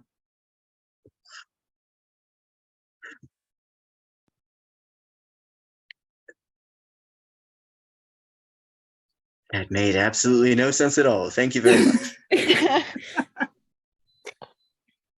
Like Azaka says, the biggest thing you've ever sensed, and then bigger than that by a lot.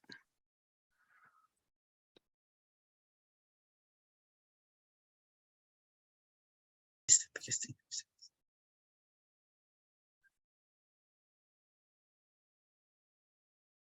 Is it like a living tower? Yeah, let's go with that. Kinda. That's closer. Azaka says, these creatures are so massive that they do not notice when small things pass underneath them. If you remain silent, we can get close. We have I would rather not get close to that thing. we really have to. Oh, No, no. I'm good with not okay. seeing it, personally. Mirasandra looks disappointed. You all have no sense of natural wonder. I have a sense of natural wonder, but I Mirasandra, it's called self-preservation. exactly what Div said. I The like last giant thing several I miles climbed up. away. Last giant thing we climbed up, I lost an arm, and then the other one, there was a very bad man. Do you think we're going to climb? No. No. Well, I still Well, don't necessarily well, want to get near it. Climbing. How about this? We can change. I will take those who want to get near it underneath it. If you do not, you can stay. You can stay back and go around. No. As long as there's no up. I'll be fine. I'm just whining. She just kind of shrugs and she says, "Suit yourself, but I never give up an opportunity to see a creature this close. If no one else wants to be with me, then I will go on my own." Mirasandra happily links her arm with Azaka's. She kind of like startles back when you kind of do that, and she's like, "Whoa," and then like reluctantly lets you, but like she's super stiff. Is she like uncomfy or just not used to it? You can't really tell the difference. Asaka's expression stays pretty stoic most of the time. Like, Fair enough. Mirasandra's going to assume that she's just not used to it. And then like pat her on the side of the arm and let go. She says, "What are they called? Even if it is in your language, I would still like to know." she releases a bunch of syllables collected together that mix with clicks. And then she says, some of the people who do not speak Cholton have called them brontosaurs. Heart emoji. I've heard of those. Mirasandra canonically says heart emoji.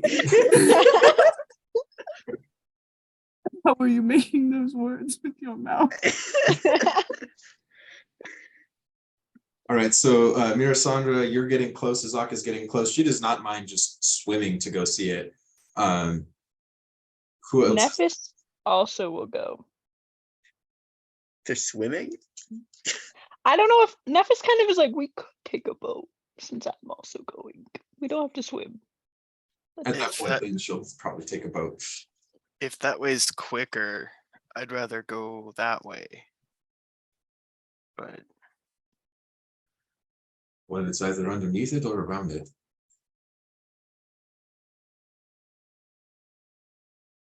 whichever way's fastest to get to where we're going. Well, it doesn't make that large of a difference, but underneath it is faster. Underneath we go.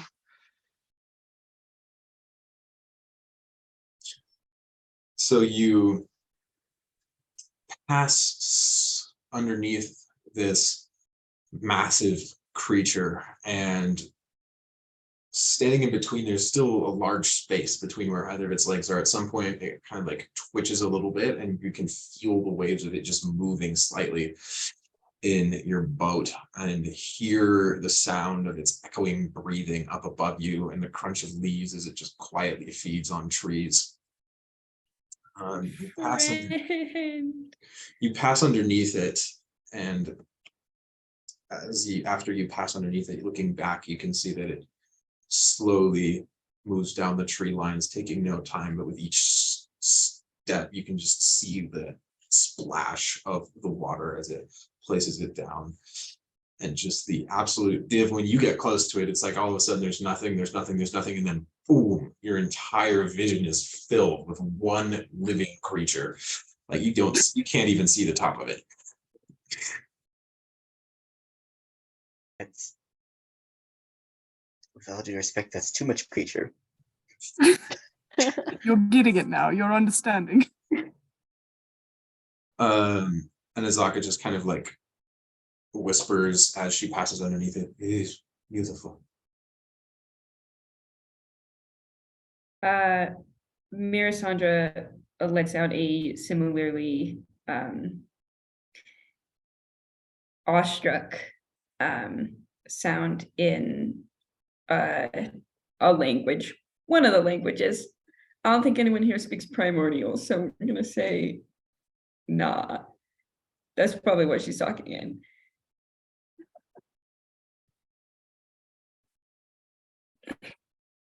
All right. And then you move past it, taking up vision quite a while after you've moved. When you reach the edge of the camp, or to the point where you need to camp that night, Azaka says to you that tomorrow you should reach this human camp, crusader camp. So in terms of temperament, what level of my best behavior do I have to be on when we reach this crusader camp that you're speaking of? I have never interacted with them before. Oh, well I have then we'll no be a idea. little experiment then. I'm excited. Ooh. But I can say this. Humans who are not from here really do well in the jungle. It has a tendency to wear on you if you are not used to it. And she kind of like unintentionally glances at Jasper. Mm. We'd war on him, all right. Doing my best, okay?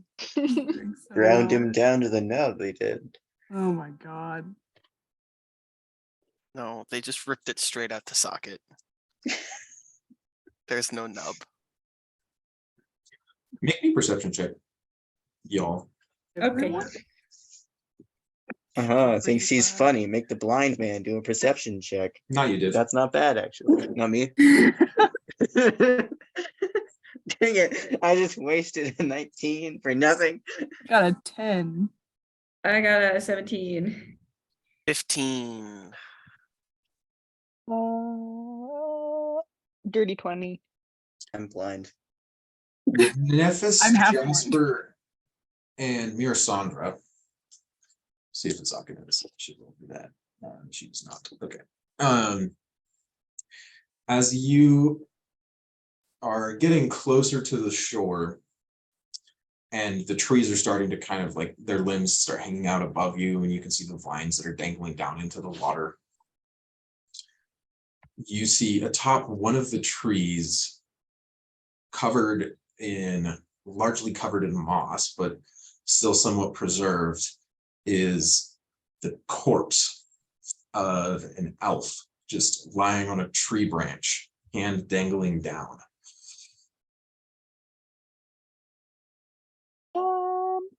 That's Azaka, probably not a good would sign. we be worried about that over there? Is that normal? She kind of like looks up, and then narrows her eyes at it. And she says, I don't see what could have killed it. Can't have been assassin vines. It's in too good of condition. Still has skin. She's like narrowing her eyes and just like listing off all of these various things that could have killed it. And she says, I have no idea. Odd. Perhaps if it's not the jungle, well, it could have been something else. We should investigate to see. If it's dangerous, then this is not a good area. I am not so arrogant as to assume that I have seen everything in this jungle. But perhaps a closer look is necessary. I will happily go investigate a corpse. All right, Mirasandra, you am- have to climb a tree to do that. I will do so. It is I easy am. to recognize, and before you do that, like Azaka like throws rocks at each of the large vines on the tree, just making sure none of them try to kill you. Yeah. And Mm, then she lets you go up, and you climb up this tree, which is fairly easy to do. You don't need to roll a check for that. There are vines all over it, and it's it's a big tree, not hard to do. You creep over to this branch where this elf is, and you see that in the one hand that you saw dangling, now that you're a little bit closer, you can see that they have written something on it. They're clutching a piece of paper. Paper, I'm gonna investigate that. I would like to carefully pry the paper out of the hand of the corpse. You pull that out, and then scribbled rather quickly, it seems, is handwriting. Like the first line is, "There's a pack of velociraptors down there, and I am absolutely terrified." Then there's another line which is written a little bit slower, and it says, "I am not coming down. I absolutely refuse. I would rather stay up here." And then a third line underneath that, "I'm getting rather hungry, but the velociraptors are down there, and if I go down there, they'll eat me." And then another line beneath that, and it says, "I'm sure if I wait long enough, then I'll be convinced that they've gone away." And then one more underneath it that kind of trails off, and it says, "I wonder how long I've been up here." I think this man lost his mind in a tree. like, You don't happen to see any velociraptors around, do you? She like looks around, and she says, Arzaka does, "No, I can't say that I do. They aren't typically this close to our Dani, as it is a lot of water. Maybe they, why?" The Mayan might have been hallucinating them, or perhaps they were there stalking him. Yeah, just look at this. And she like, especially can't leans down to hand it. If I'm way up there, then she like folds it up a little bit and tosses it. You're about 15 feet above the water, and this is a lower hanging branch too. Yeah. can I, And she, like you all read that collectively. Zephyrus is a little pale.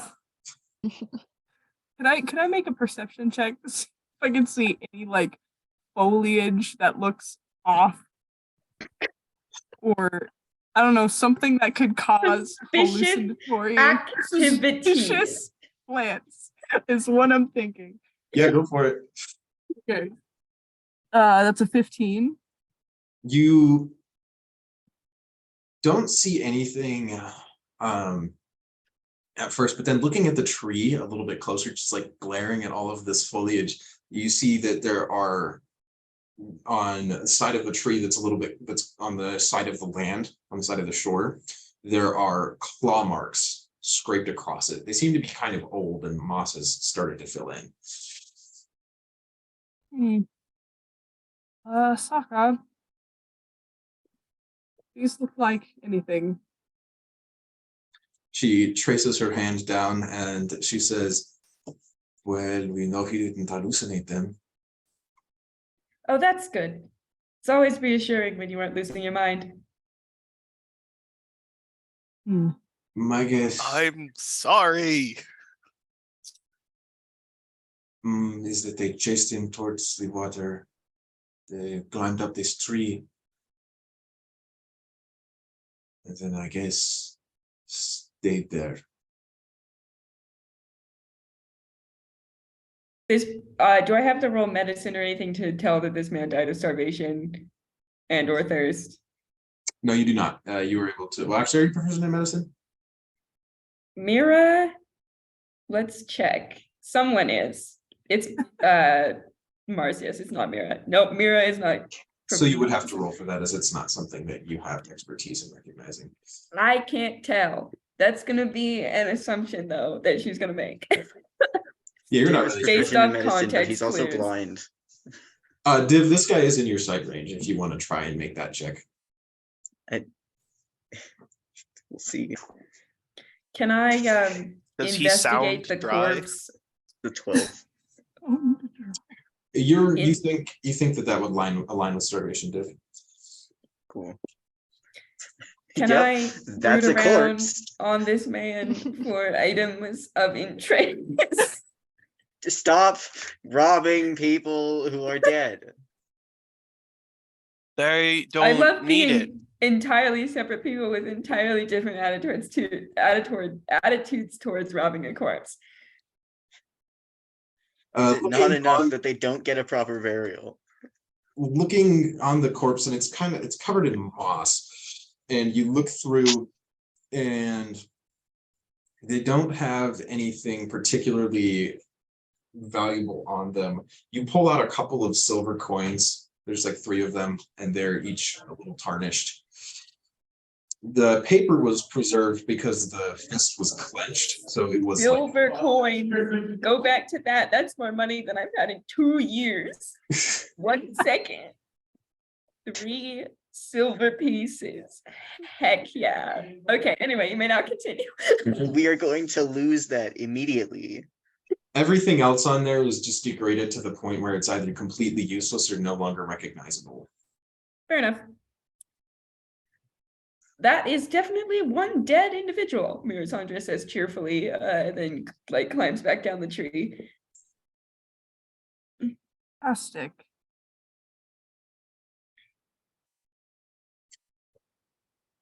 The rest of you, well, I assume so you're going to set up camp for the night then? Here. Camp for the night. Directly underneath the corpse? Why Yeah. not? You can, Just you confirm. can move if you want, or you can just hang out there. No. Let's set up right underneath the corpse in Right underneath the Velociraptor corpse. infested territory. I'm sure That sounds nothing. great. I'm sure nothing will go wrong. Nothing will happen. Nothing. It's not infested with velociraptors. This is their home. If you walked into someone's house and be like, this is a people infested home. Well, yeah, they live here. That's let's how I go feel somewhere whenever. else. That's how I feel whenever everybody comes home for Christmas. But yes, People infested house. I vote we don't set up underneath the crazy man tree. Put the tree next to it. I also vote that we don't do that. There. Let's vote keep we do. walking then. Or These canoeing like- or whatever. Traveling. Find a different spot. I beg you. Less velociraptor, less dinosaur vibes. Like See if we can find a tree with a dead guy who died in a cooler way. Oh yeah, I'm really sure. I'm interested sure in that'll be those much better. assassin vines. I think that's where we should head. Absolutely not. No. No. Bad decision. So you move down a little bit further, diving deeper into the trees before eventually finding a spot to settle in.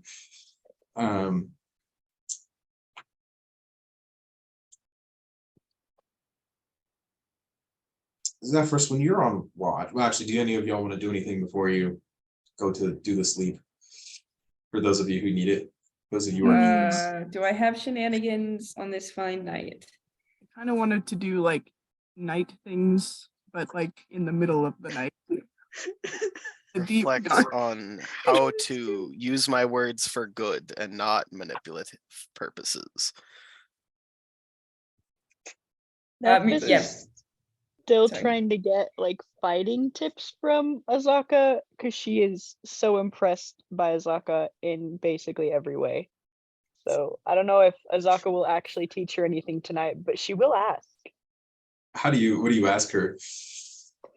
We'll be like set up and everyone's kind of settling down and she'll like kind of go over to Azaka and be like, so, I was just wondering, what would you say is like the foundation of your combat skills?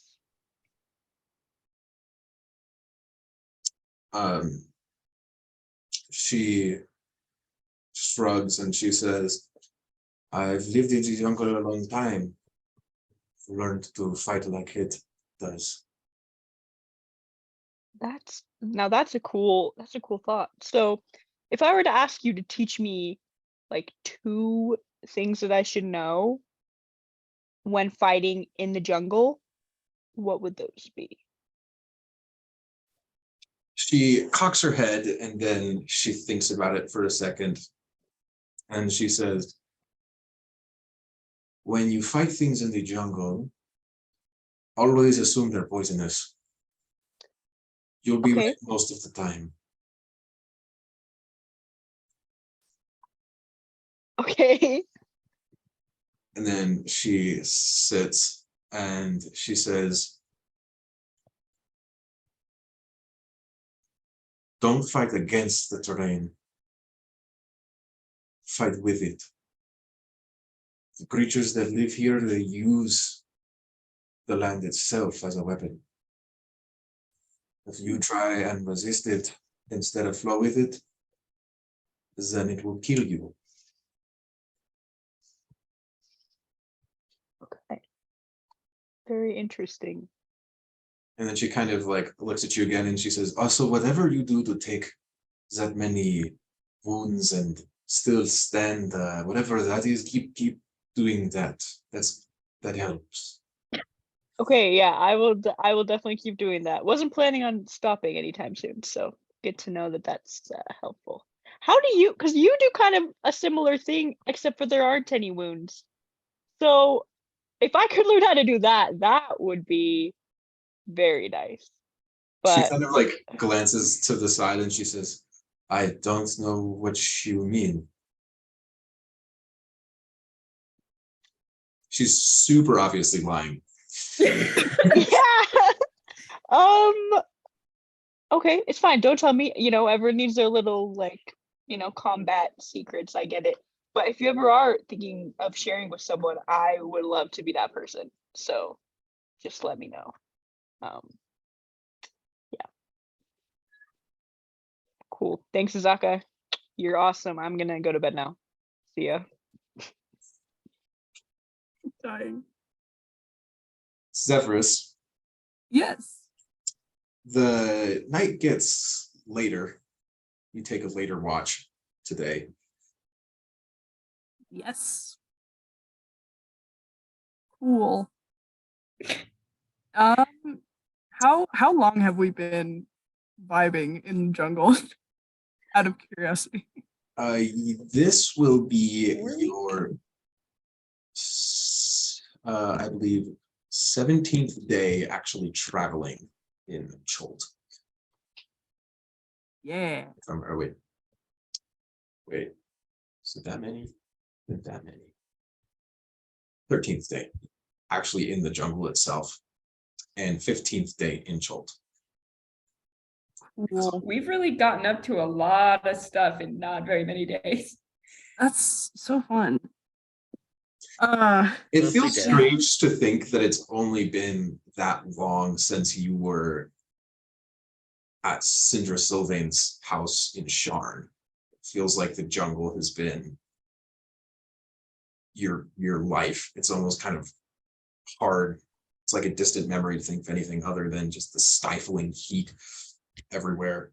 But as you're looking up at night, you can see shining. It's easier to see at the Aldani Basin than in the other places where you camped, where the canopy just blocked the sky. But at the Aldani Basin, you can see up above you, the moon is very bright here. There's nothing within hundreds of miles to interfere with the sky. And you can see the moon shining down through the jungle canopy, especially as you're on that thinner part near the edge of the basin, as well as the stars that are up above you. You can see that clouds will occasionally pass through. It's definitely not unusual to rain at night in Chult. Mhm. And I mean, all of you have gotten used to the taste of rainwaters. That's all you've had to drink. Just set up your rain catchers and then drink from that throughout the day, filling your canteens with it. Yeah. Right. The sounds of the jungle are all around you. Creatures moving, things flitting around, insects, splashes coming from the basin.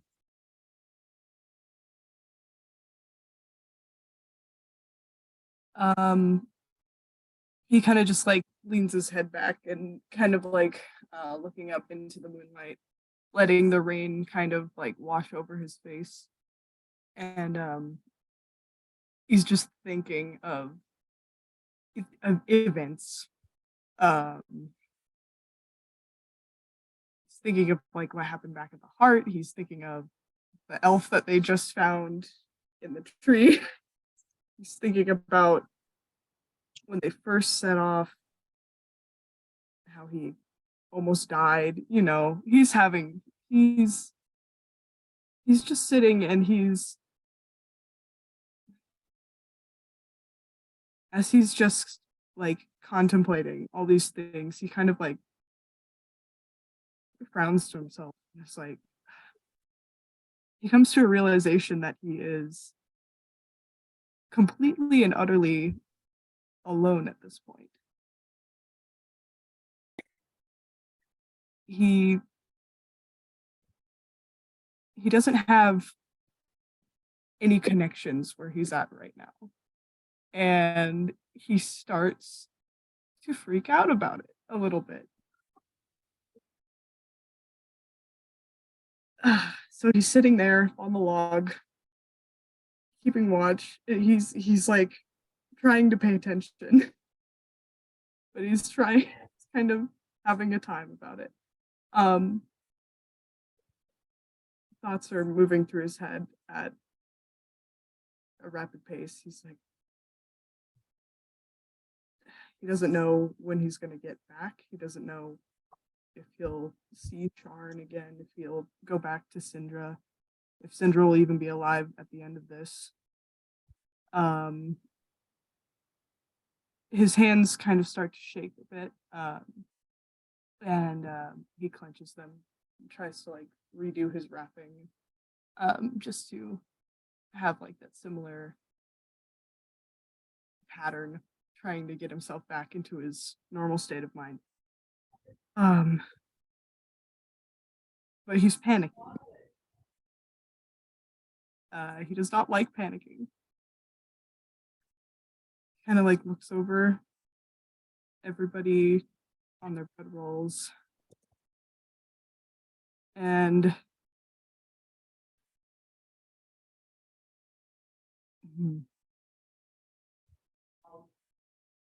he wants to talk to someone, but he doesn't know who to talk to. But I think his eyes fall on Jasper, and he's probably just gonna go like tiptoe over to him and like poke him. Jasper. His voice is a bit strangled. He's trying to be like quiet. Jasper wakes up. He hasn't slept very heavily lately. There are slight tears in his eyes. He's kind of cried himself to sleep the last couple nights.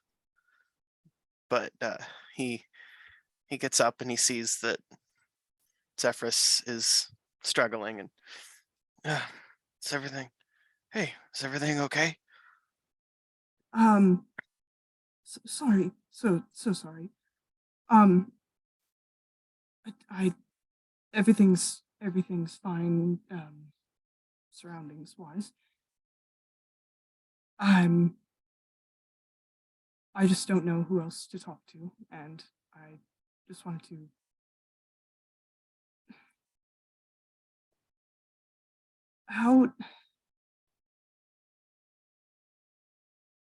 I don't know how to say this. I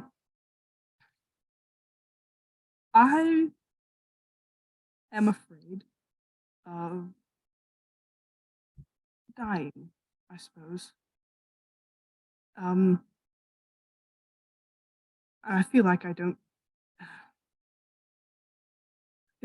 know anyone quite yet, and I feel like that would be a bad thing if I didn't ask.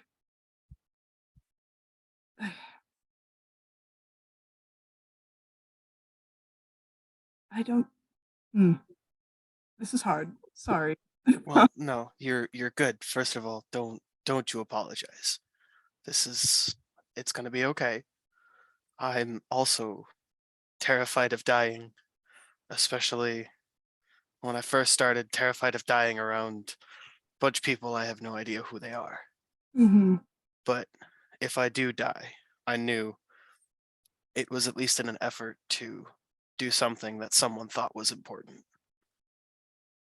Instead of having a spill on stage and slipping on a fake sword and dying that way. That's a bit more embarrassing than, yes, he traveled into the hearts of deadly jungle and fell on a real sword, and that's how he died. But What? dying for something. I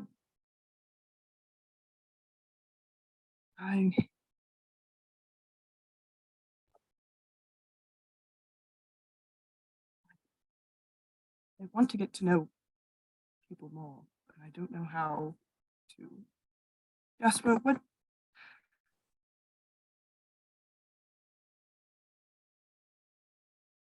I would like to be friends with you. I want you to know that I would care if you were gone. And I want to know that someone would care if I was gone as well. I would like to be friends. That sounds lovely. I would care if you were gone. Zephyrus is like nodding to himself. He's kind of like looking at the ground, still kind of fidgeting. I haven't done this in quite a long time. What's your favorite color? That's a hard one. Probably have to be blue. It's a good one. It's a very good one. The color of the sky. It's also the color my sister was named after. The beautiful blue gemstone. What's your favorite color? Oh, well, it fluctuates. It's mostly pink, but I've been more of a purple person lately. Both of those are really good. Mm. See, making friends is easy. You gotta sit down and talk. Yeah. I'm always here for that. Thank you. I don't know who I can talk to, I suppose, in this group. I don't know who I can trust. That's always a tough one. Hmm. Asking to trust people. And I hope you trust me, even after some of the mistakes I've made. I do. I really Thank do. you. I trust you, Zephyrus. Thank you. And I've got your back out here. It really helps. It really does help. That's good to hear.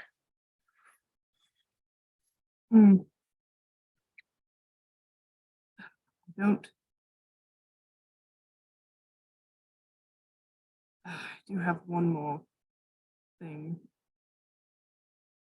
on my chest. What is it? I don't know how you'll react to it.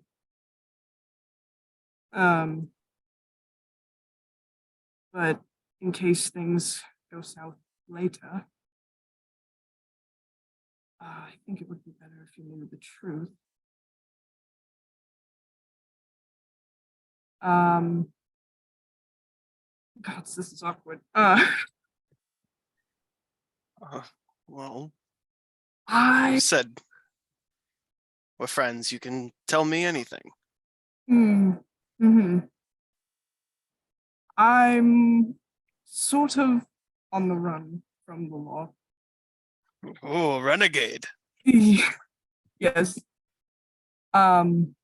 What did you do? You didn't murder anybody, did you? Ha ha ha. Oh, He laughed very wait. awkwardly. I No, I didn't. okay. No, I didn't. The whole point. People think I did. Ah, so falsely Wrong. accused. Yes. Ah, that's the worst kind of run up from the law. Mhm. Well, if anybody asks, I've never seen you. Yes. Just. Yeah. That's. And if the law does show up and we're seen together, I'll make sure you get out. Thank you. I do so appreciate it. I don't know why, but I needed to tell someone Hey, that's a bit. sometimes things like that can really weigh on you. Mm, And it means a lot that you've trusted me with this. thank you. He Zephyrus is looking like very. He looks so relieved, and he's got his face is so like conflicted. He's just like thinking of all the things, but he's got like some tears in his eyes. He's like, thank you. Jasper. This is It's I needed this. And yeah. you can come to me with anything. I just want you to know that you can trust me. And you can trust me. So There's yeah, just to get some sleep now. I'll try. It's just there's just one thing. Zephyrus,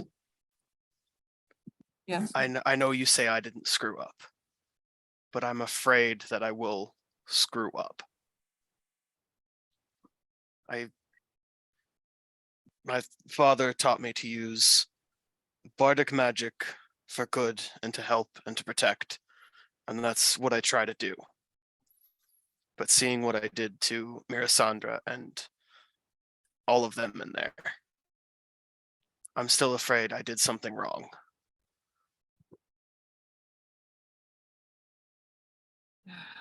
That's a tough one. I'd say we all make mistakes. We all make stupid mistakes at points, and sometimes it's the only option.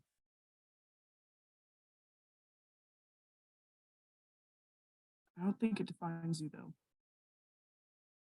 Okay. So I don't want to come off as evil as him. You don't. Trust me. You don't. Well, I try not to.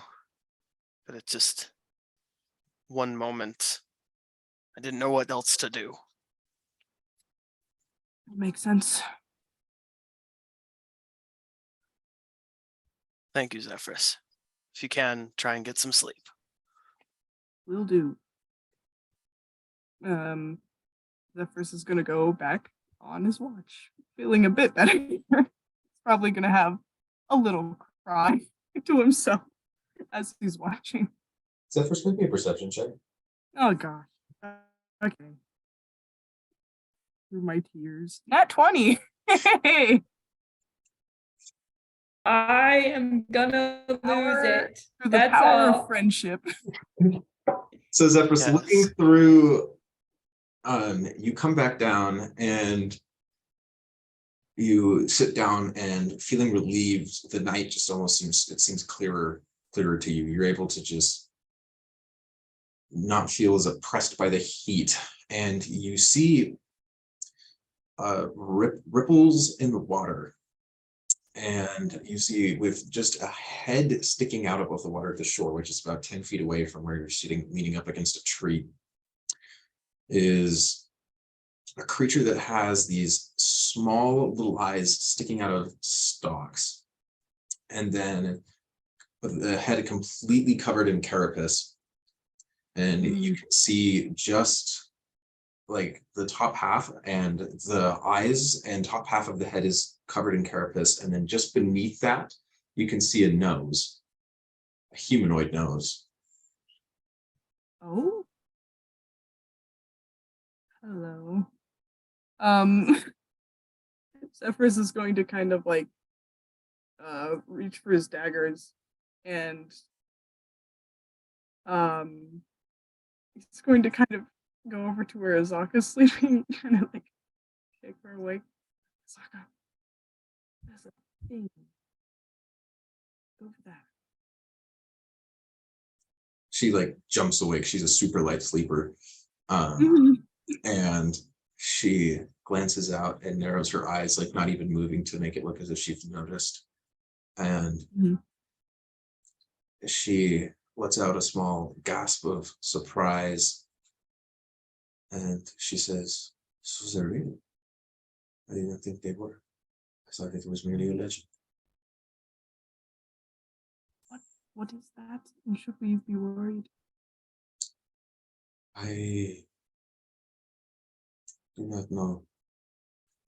Long ago there was, and she's whispering this kind of like trying to roll back over, pretending like she's still asleep.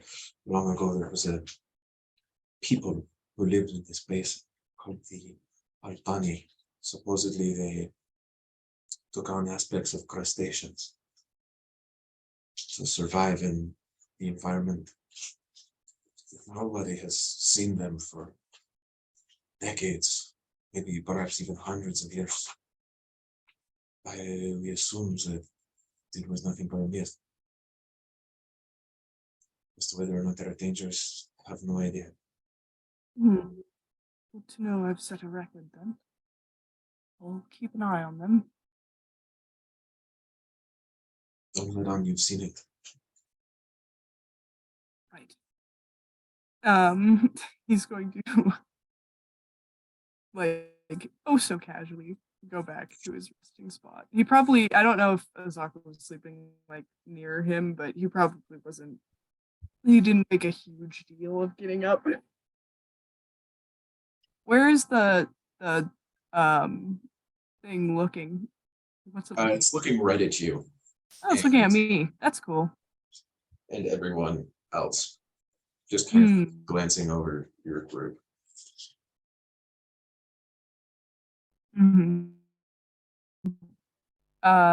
His knives and just keep watching. You watch it for about another 10 minutes before it just quietly slides back under the water, even just the faintest ripple behind.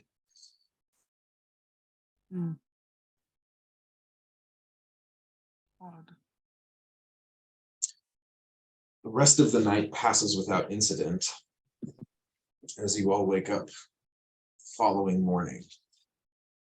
And as you move down the basin, it narrows out and you can actually start to see at either end. It's off in the distance, like it's still really far out, but you can see that there is another end at a certain point. And then you come to where you enter into a river the next day. And as you paddle down the river, I mean, the rivers in Chult are still huge. It's still incredibly wide, but it's distinctly no longer, you think, a basin. As you do, you come back into the trees just a little bit, and your vision kind of shrinks again as you start only being able to see around the next bend of the river.